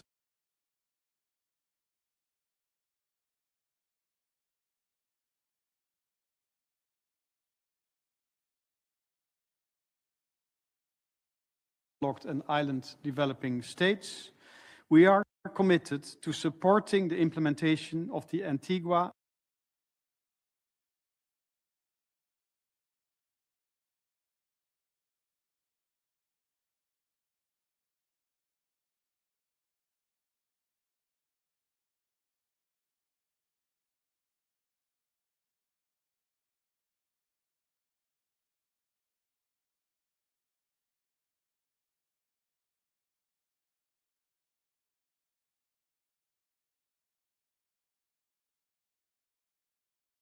across all SIDS contexts.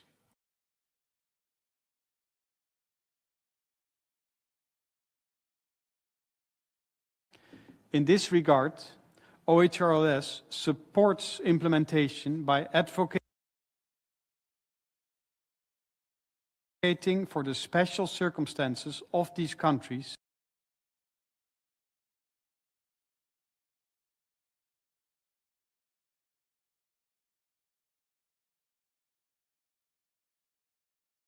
to education, reinforcing its importance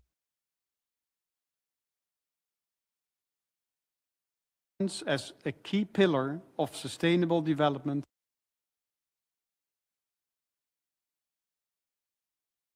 and resilience.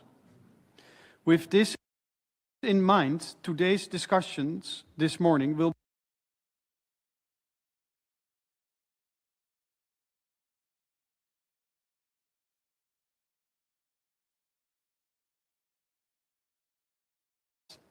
and let me now turn to our first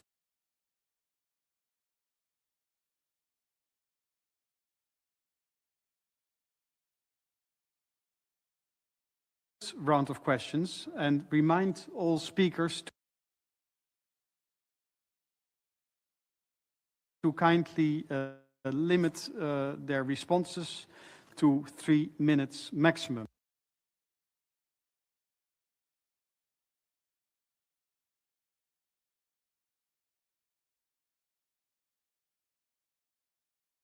Dispersion and vulnerability to major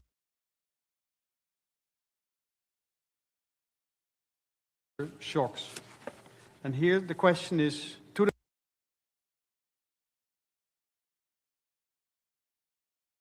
the Minister, how is Tonga shaping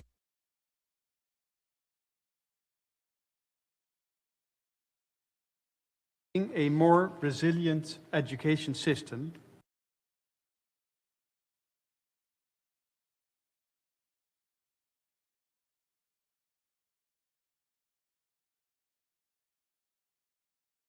disruption? The 22 Hunga Tonga Hunga by volcanic eruption and tsunami reminded us of this very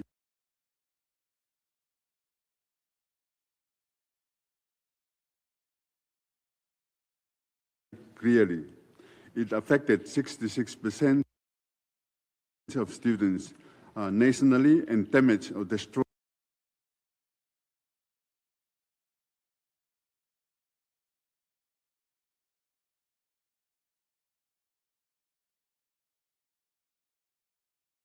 framework 2025 to 35 places emphasis on students' well-being, education,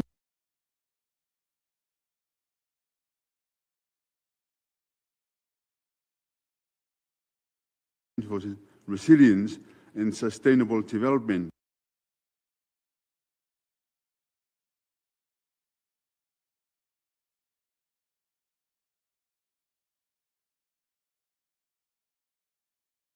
It means trained and supported teachers. It means learning material and flexible delivery when schools are disrupted. It means using data to see where children are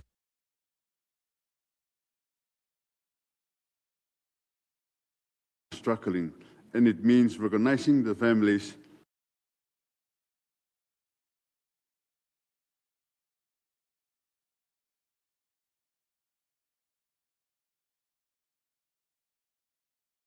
skills, and 25% had foundational numeracy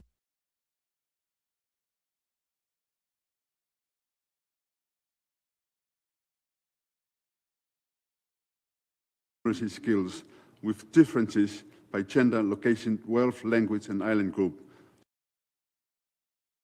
So, resilience must also mean better learning. For Tonga,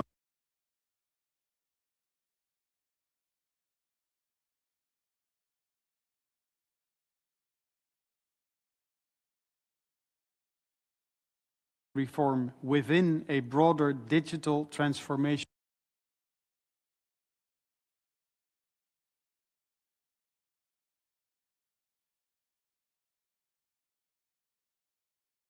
agenda. What does a strong and realistic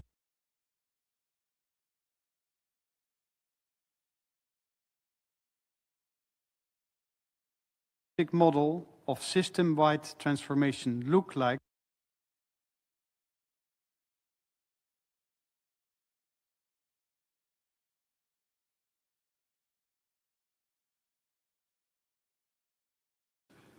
Important and timely dialogue.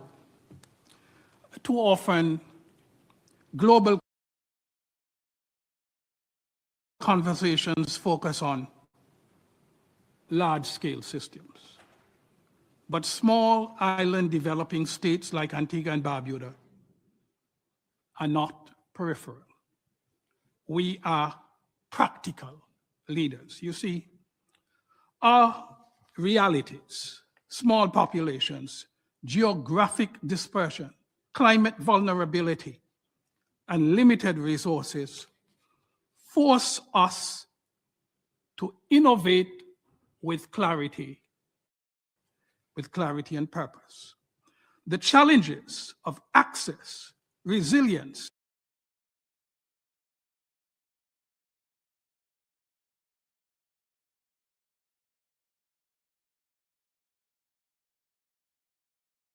for small island states, transformation does not begin with scale. It begins with coherence. It begins with discipline. It begins with intentional design. It requires a clear national vision.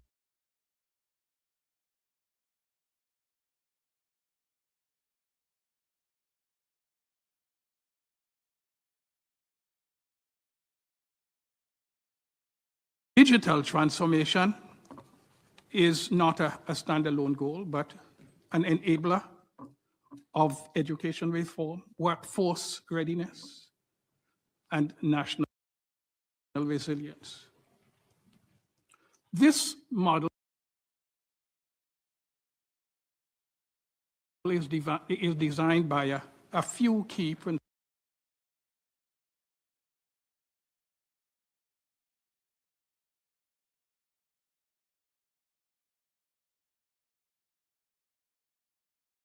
Capacity is central.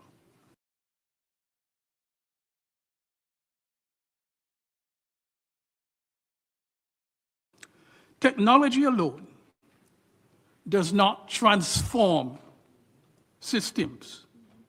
People do. Investing in teachers, leadership, and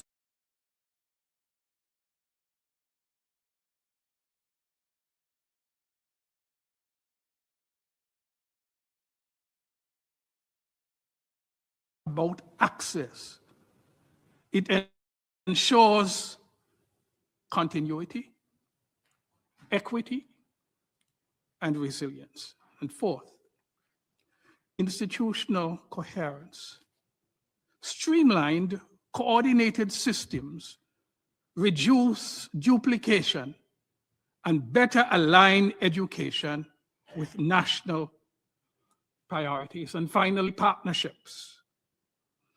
I said it earlier this morning, no small state can transform alone. Collaboration allows us to access knowledge, share solutions, and scale impact. What makes this approach powerful is that it is interactive and grounded. It tests, learns, and adopts in real time using smallness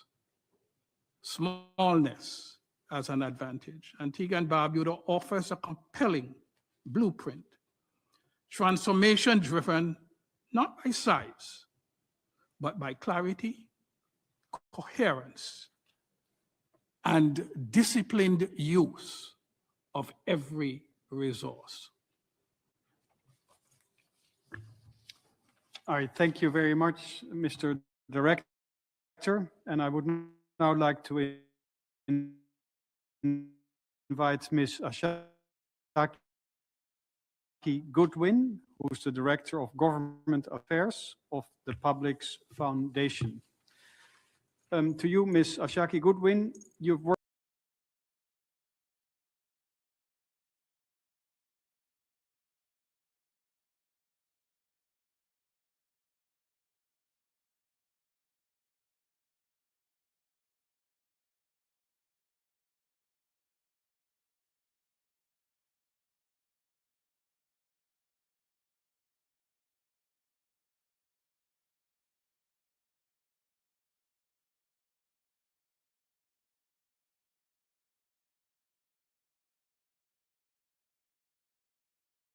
Challenge is not lack of good ideas within the SIDS, but the reality is we often have strong practical solutions, but we have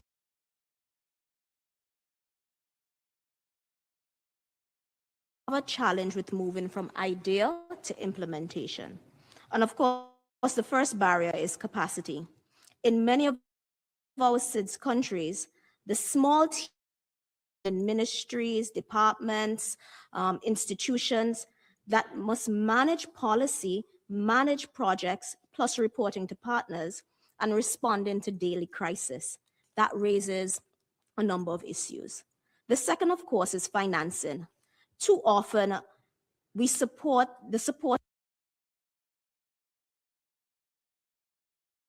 available is for a pilot, not for a program, not for a portfolio, not for long-term.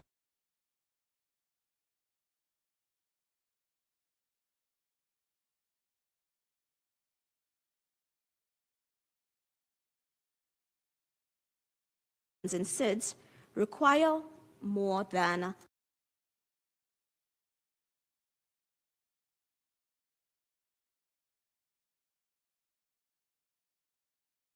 good projects. It requires country-led priorities aligned with partners, practical finance,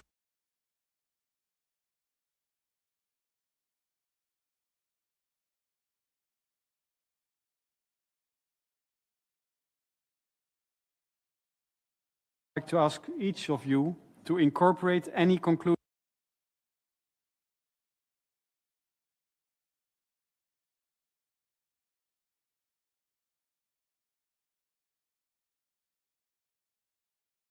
Minister, the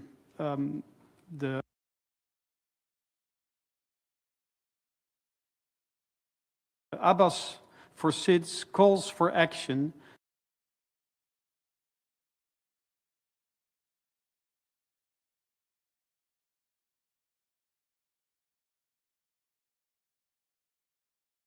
geographically dispersed states. Sir, the floor is yours.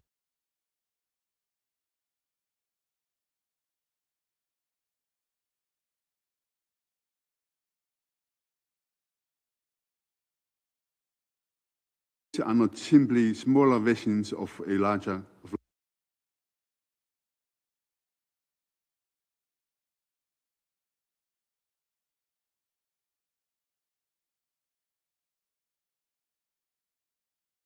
agenda for small island developing states.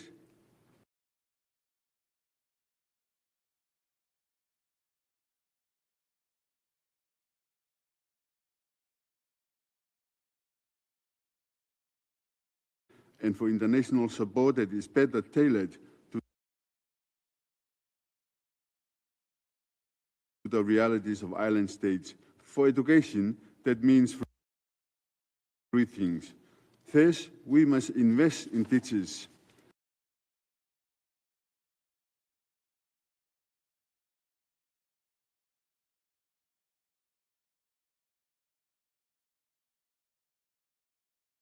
When a cyclone, volcanic event, tsunami,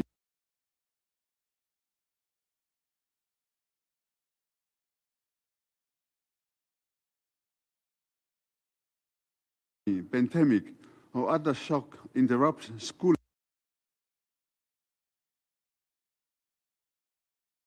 learning must be able to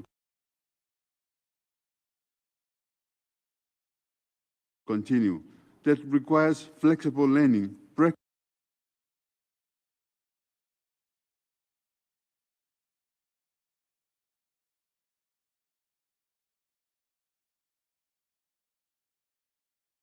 learning pathways, student outcomes and well-being, and the teaching profession. It also recognizes the importance of equity, inclusion, evidence, and efficient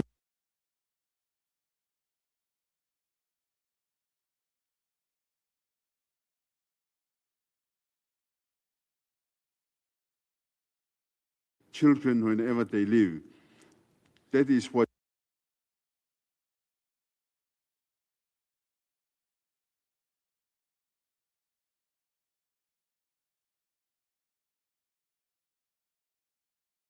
capacity and implementation.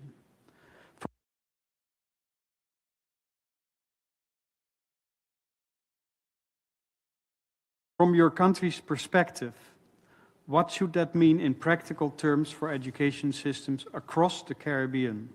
And where should regional cooperation be strengthened most urgently? The floor.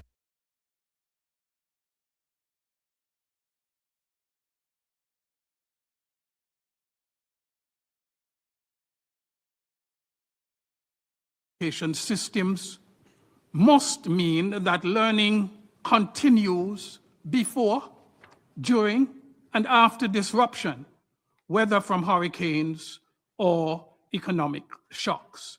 That requires climate resilient infrastructure, yes, but equally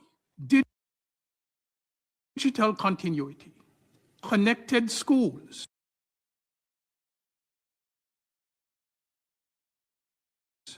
device access, and curricula that can shift seamlessly between the physical and virtual spaces. Antigua and Barbuda's rollout of a digital harmonized primary curriculum shows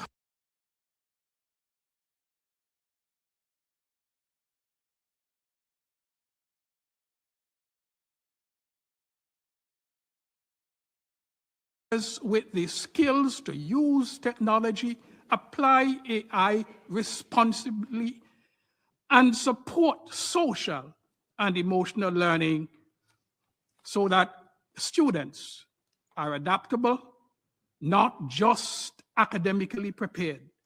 Implementation then becomes the discipline of aligning policy, investment, and classroom practice, ensuring reforms are not fragmented, but system-wide and measurable.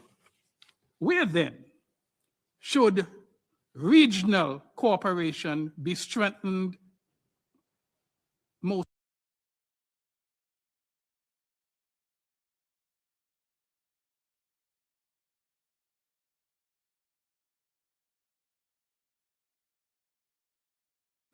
In regional teacher development ecosystems, leveraging institutions like the University of the West Indies to scale training in digital pedagogy and resilience.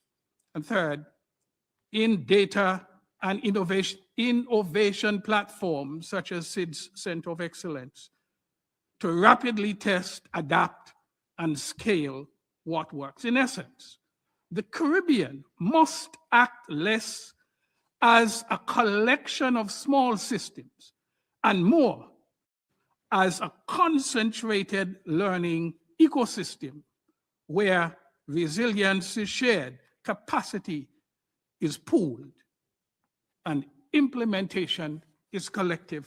And my parting word, the central lesson from the small island developing states is this: resilience in education is not built through scale, but through intentional design, grounded in real world conditions, as reflected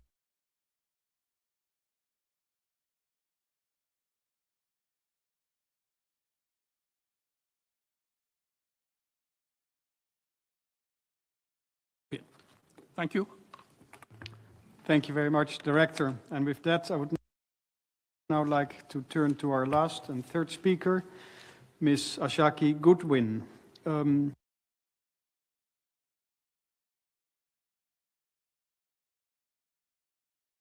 As you know, this panel frames SIDS not as peripheral case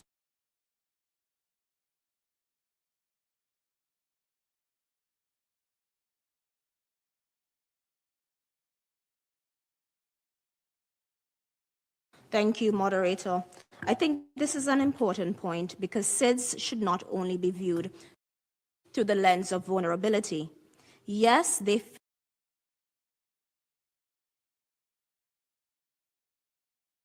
face real constraints. We heard that from our colleagues. But they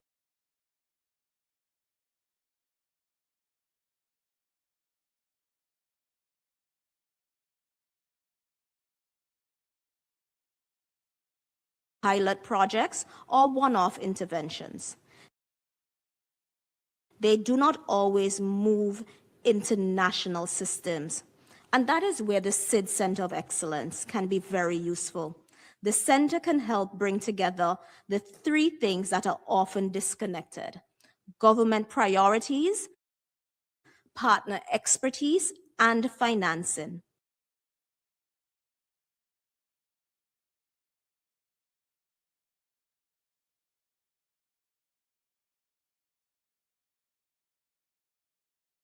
Data, technology, and implementation experience. Financing can help move those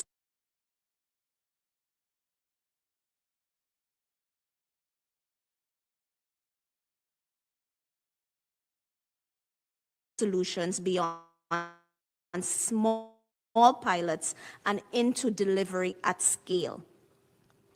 So for us, the SID Center of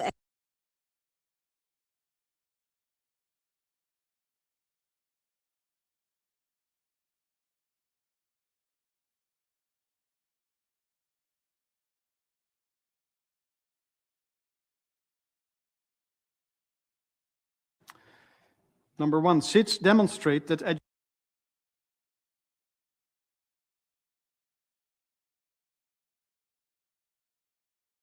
education transformation must be grounded in national realities, particularly in relation to resilience, connectivity,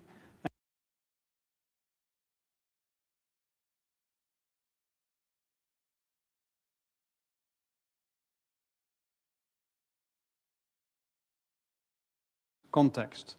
And with that, thank you very much.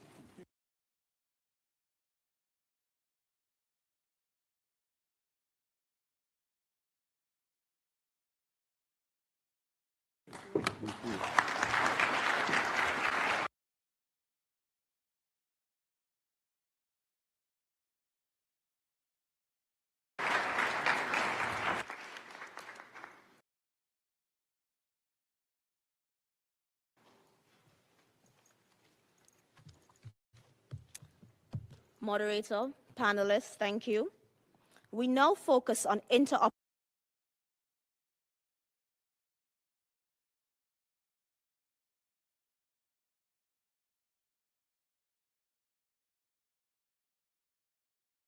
executive of the Learning Economy Foundation, to moderate this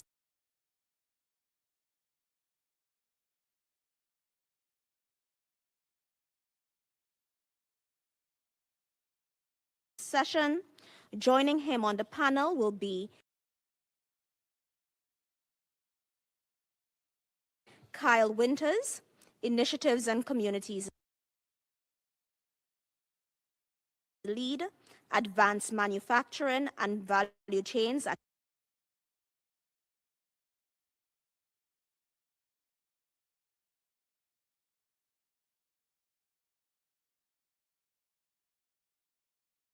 for this day. It's been incredible to hear from the country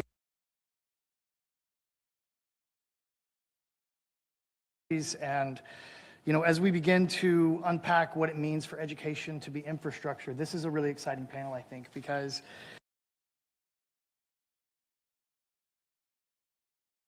where Jayashri began saying education is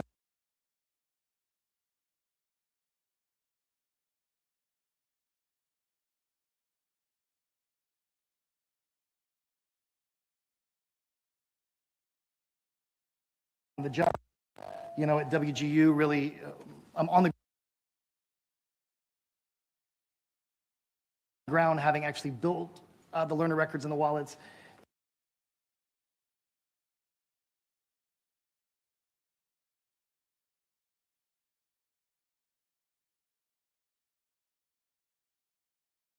A job or a university, they vanish. We don't know what happens to them.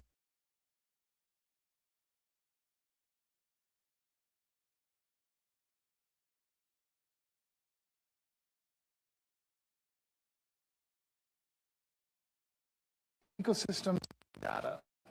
And this is a really exciting opportunity here. Because what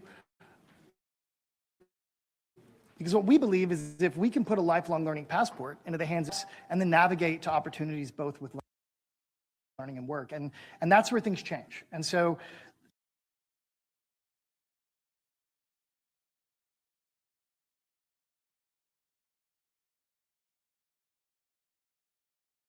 this is a really incredible panel with some incredible people. I really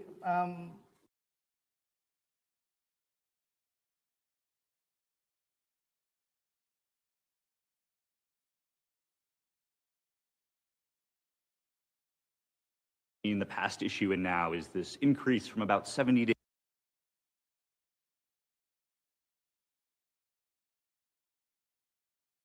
85% of employers who are prioritizing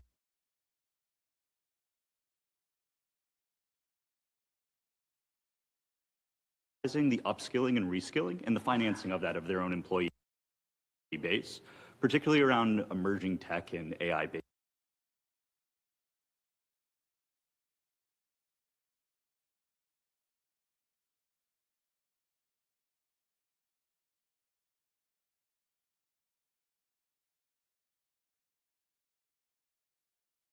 For those particular roles. So what we started to have in terms of conversations with those employers is really around this idea of what do training programs look like that take that kind of skills economy for continuous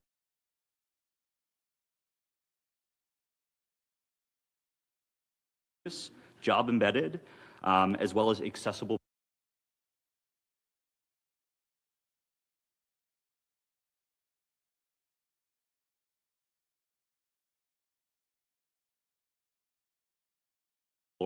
and be ready, based it in a factory in India, a factory in the United States, Mexico, or wherever else. So really what we've seen is that with this baseline 80%, merging that with experiential learning opportunities, the case studies that get students out of the classroom environment, particularly at that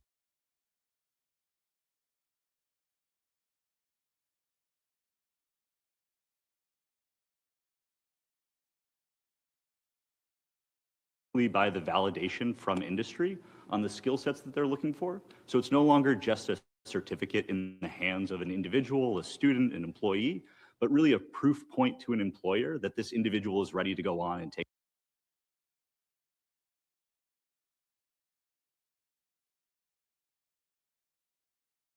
on more of a commanding role in the workforce.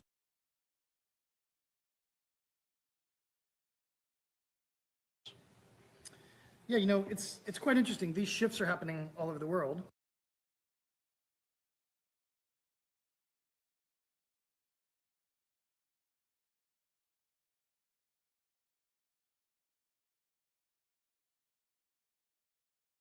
And share digital credentials, align those skills with occupations, and use this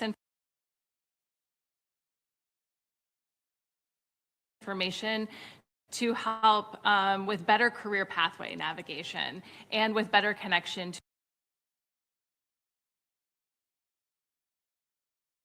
to employment. We launched this initiative in the summer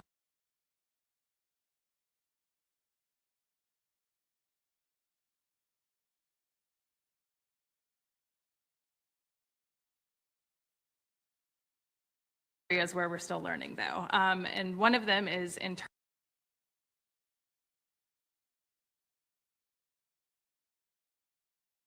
internal change management. The next is messaging,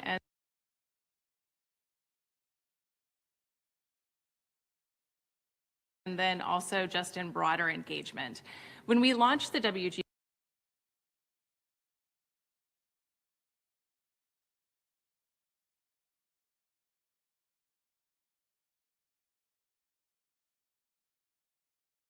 that there was value in having their educational information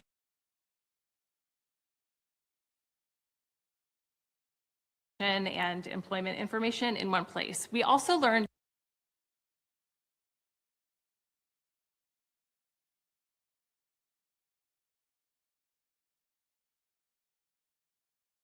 that 78% of our students found that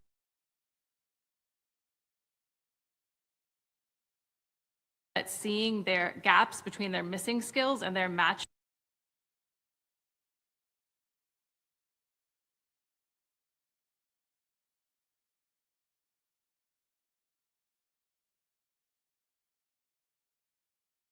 have about 10,000 students who begin enrollment, and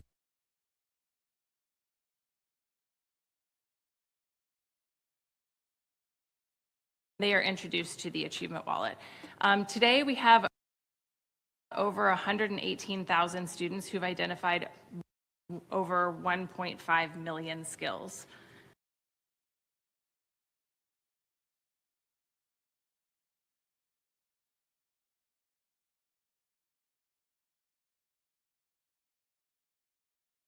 Change management, for instance, generating ownership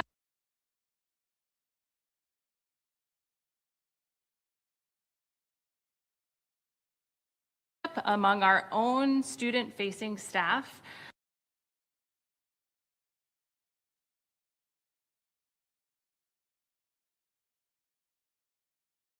and ensuring that they're encouraging our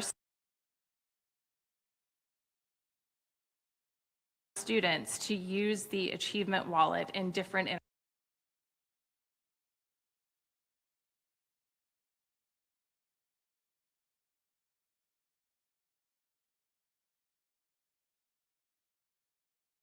digital credentials so that students can understand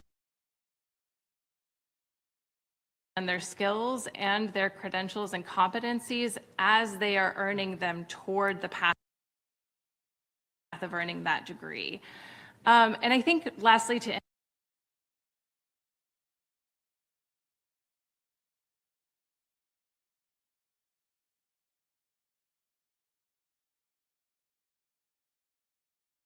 true. And this learning hasn't come without effort. Our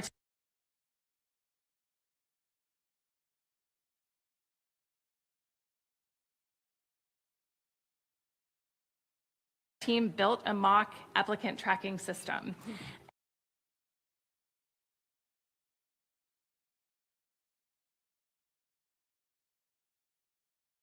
And we turned what is a conceptual concept for employers into one that is very tangible.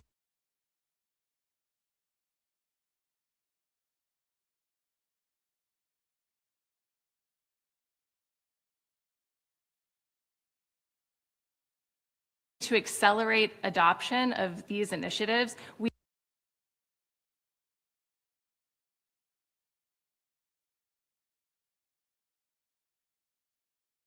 must address benefits and value from all angles and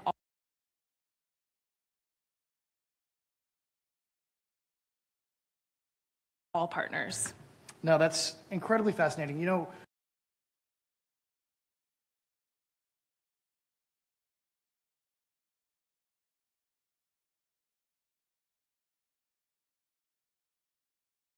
for this in a different way.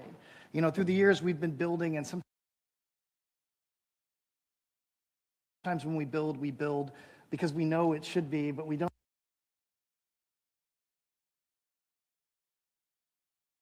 We're not actually building with fit to purpose in mind. And so I think that's a really interesting opportunity to shift, you know,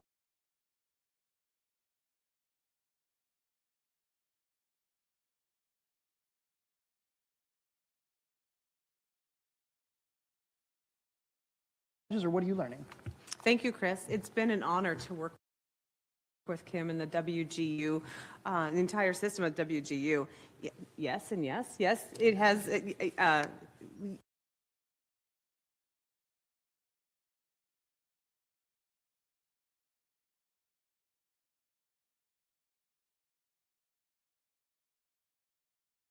Perspective, there's a lot of desire to have alignment. So that's what we're hearing from the teams on the ground, is they want to be aligned. They want to know how to build the system. And what we have seen from our philanthropic partners, there is some hesitation to award, to designate someone in the role, or an agency in the role of a system convener. So I would love to encourage those of you that are looking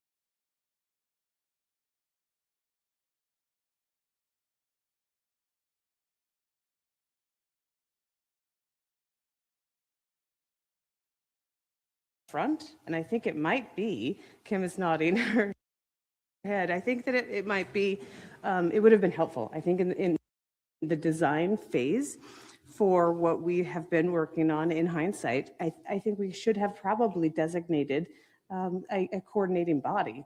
So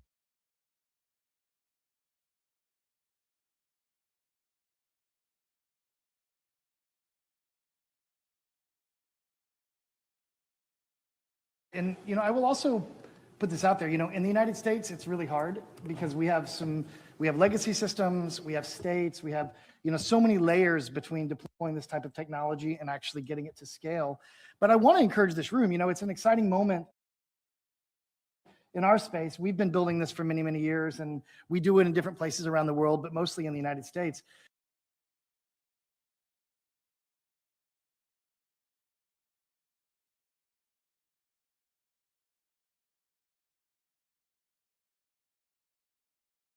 You know, so I want to shift, and I want to think about this.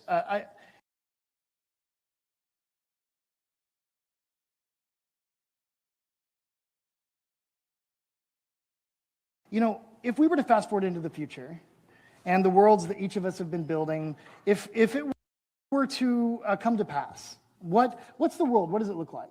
You know, and I want to start with you. When we think about, you know, what would happen if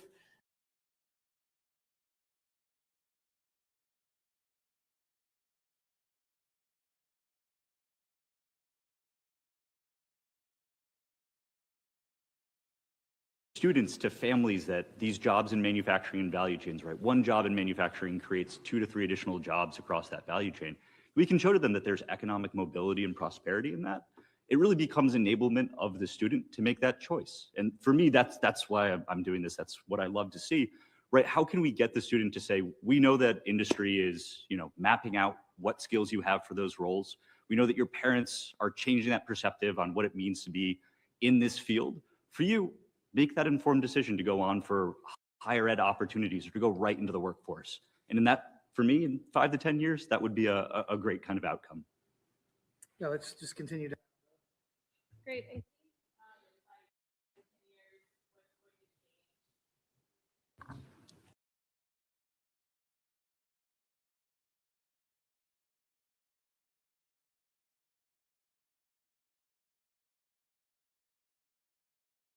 knowing and understanding their own value, employer needs, being visible to their local workforce boards. I think that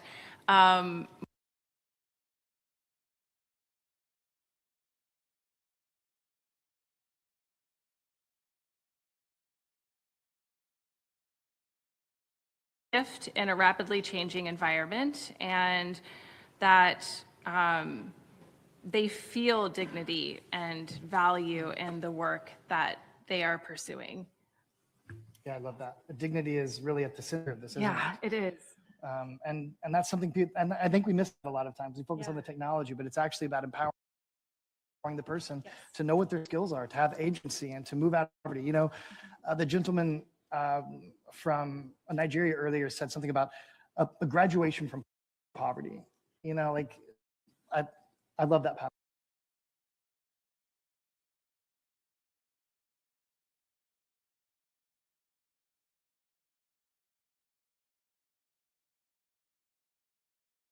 Could understand our skills. I think employers could understand us better, but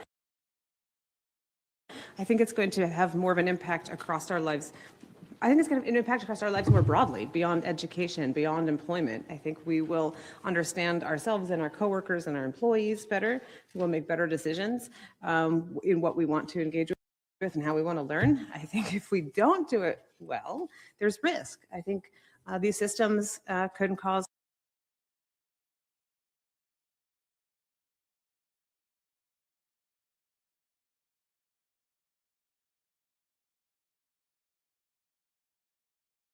is intending to serve with them in mind, but with them. Have them involved with us throughout the entire process so we can build that better version and not have to look back and hopefully see that we've caused harm in any way, but that we've done the very best that we can and it works.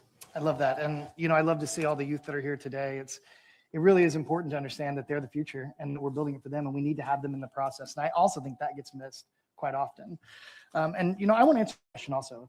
I would say, if I fast forward into the future, whenever I started this organization, it was really because as a kid, I didn't know what my skills were.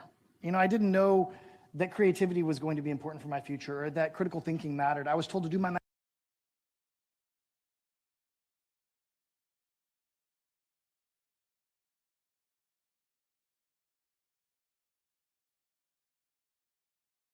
how to fill those gaps, because I really think when we think about portable records and portable data, it's really, to me, it's about navigation. I think that's the why. The why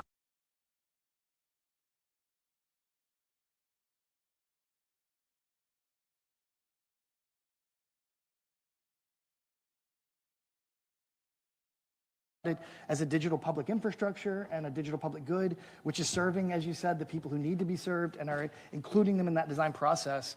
We really can radically shift the way that human capital grows and prospers. And so that's really exciting. So another question, though, if we're going to get to that future, right, there's a lot of layers in between.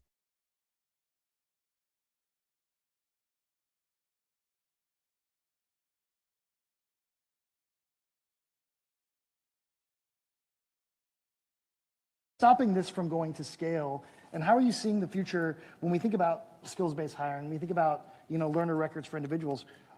What needs to change? What incentives need to change? Anyone want to take this one?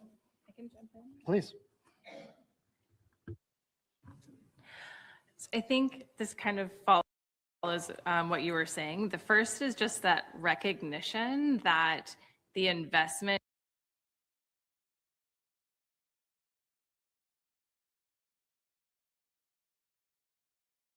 should be collective, because the benefit is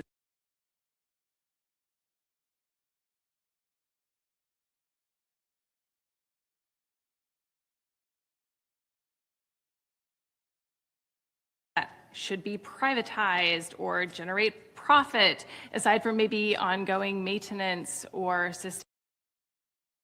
sustainability or innovation just because technology is changing so rapidly. And I think we have to just think about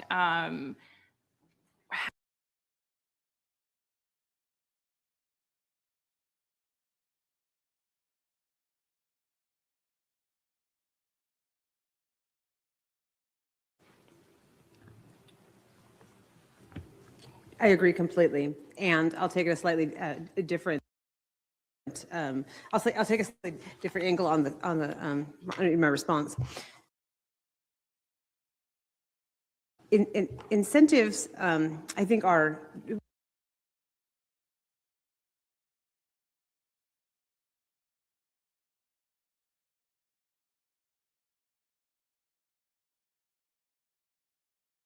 talking about, right? And so if we can make it feel a little more human, and we can make the language feel like something they can engage with, I think then we can start to learn what their incentives really are, rather than just assuming what the incentives are for others.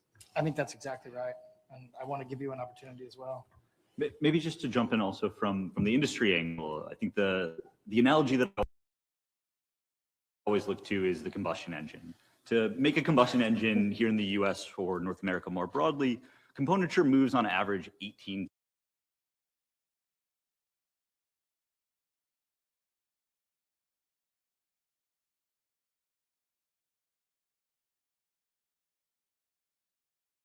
IT, OT, on-prem, off-prem. We need to look at skills in the same way, and that's what we're looking at with the language, right, with the infrastructure for a tool like a skills-based passport. But part of that framing is also on the end product itself, what an individual is actually contributing back and making for society. No, that's exactly right. And again, it comes back to this idea of supply versus demand. And I want to come back to you with a question here, which is,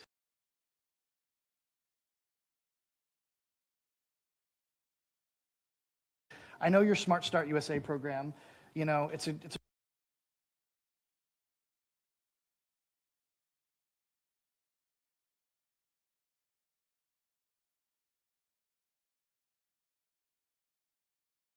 program on educating, working with AFL-CIO.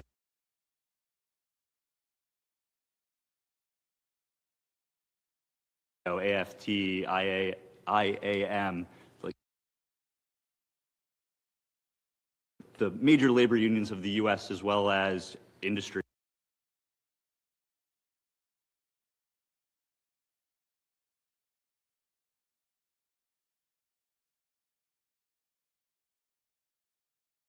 Knowing that investing in North Carolina, if you don't have operations in North Carolina, may benefit you in Nuevo Leon in Mexico. So, as we kind of wrap to closing here, I want to ask each of you one more question.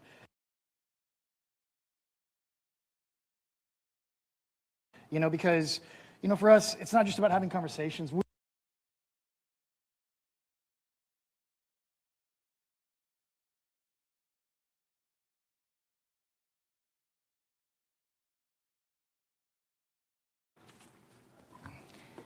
Fund and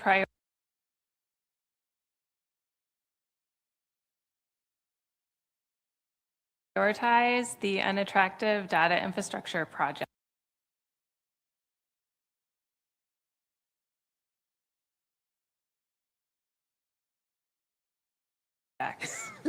Please. And I think for all partners, know your leverage. This will help you advance adoption. And especially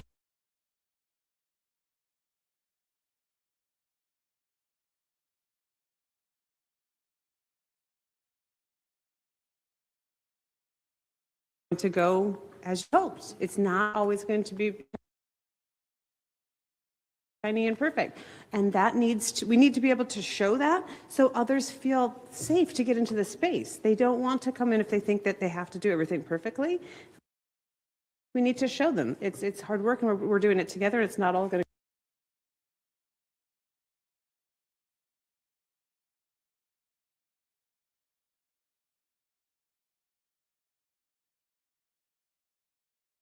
tackle these problems together.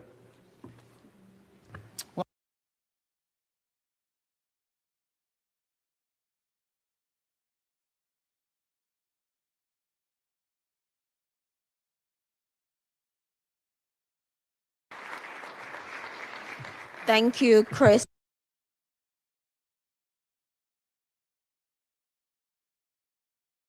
and panelists.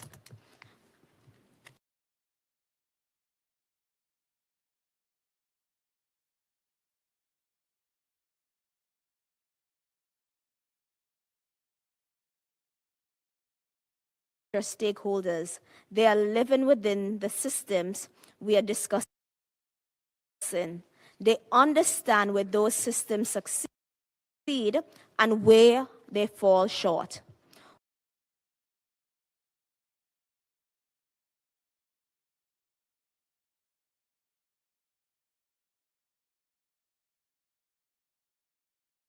Please join me in welcoming the youth representatives of the Transforming Global Education Summit.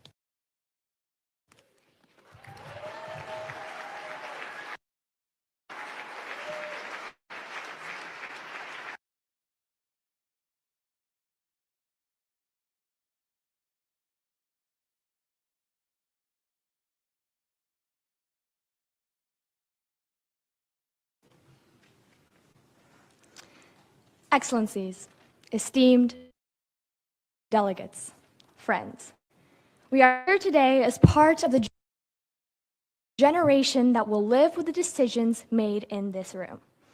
We all know the reality.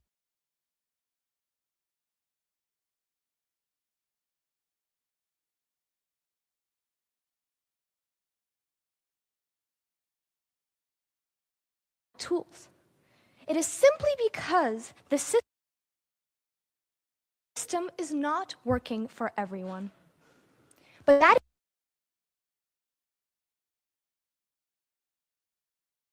is something that we can change. Because this is no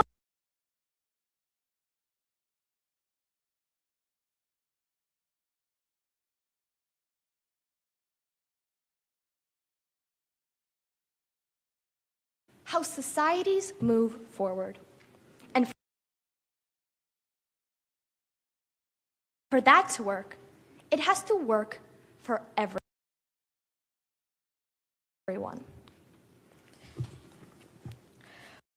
We are growing up in a world that is more connected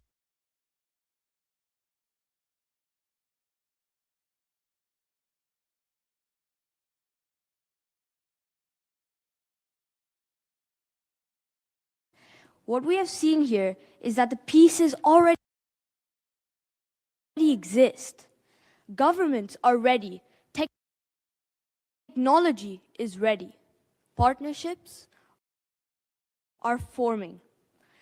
What matters now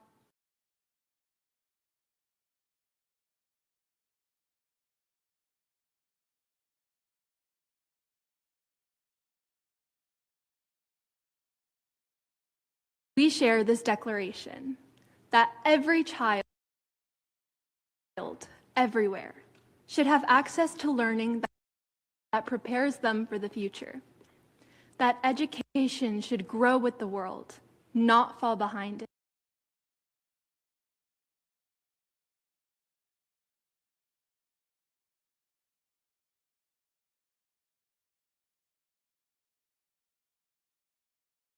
New ones, and that young people should be part of shaping these solutions, not just receiving them.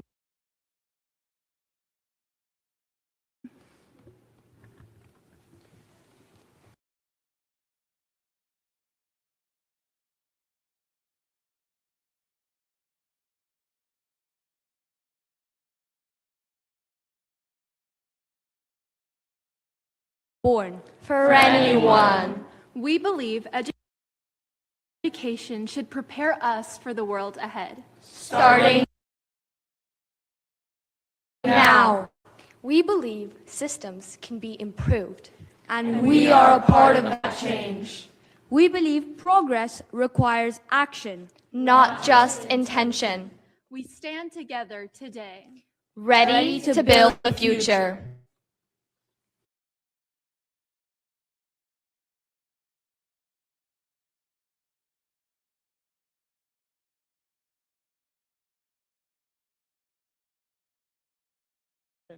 around the world. But what matters most is what happens next. For the first time, we are seeing how this can be done in a connected and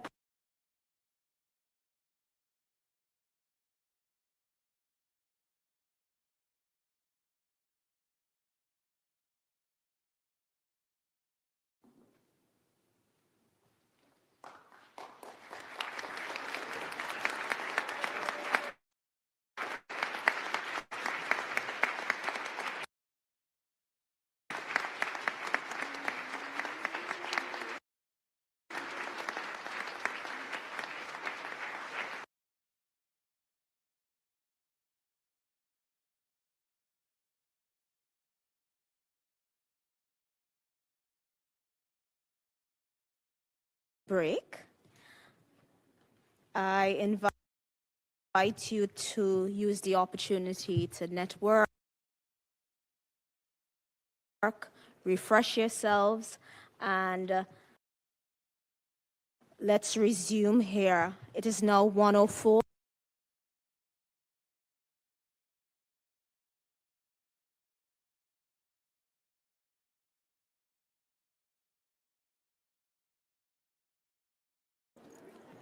Thank you so much.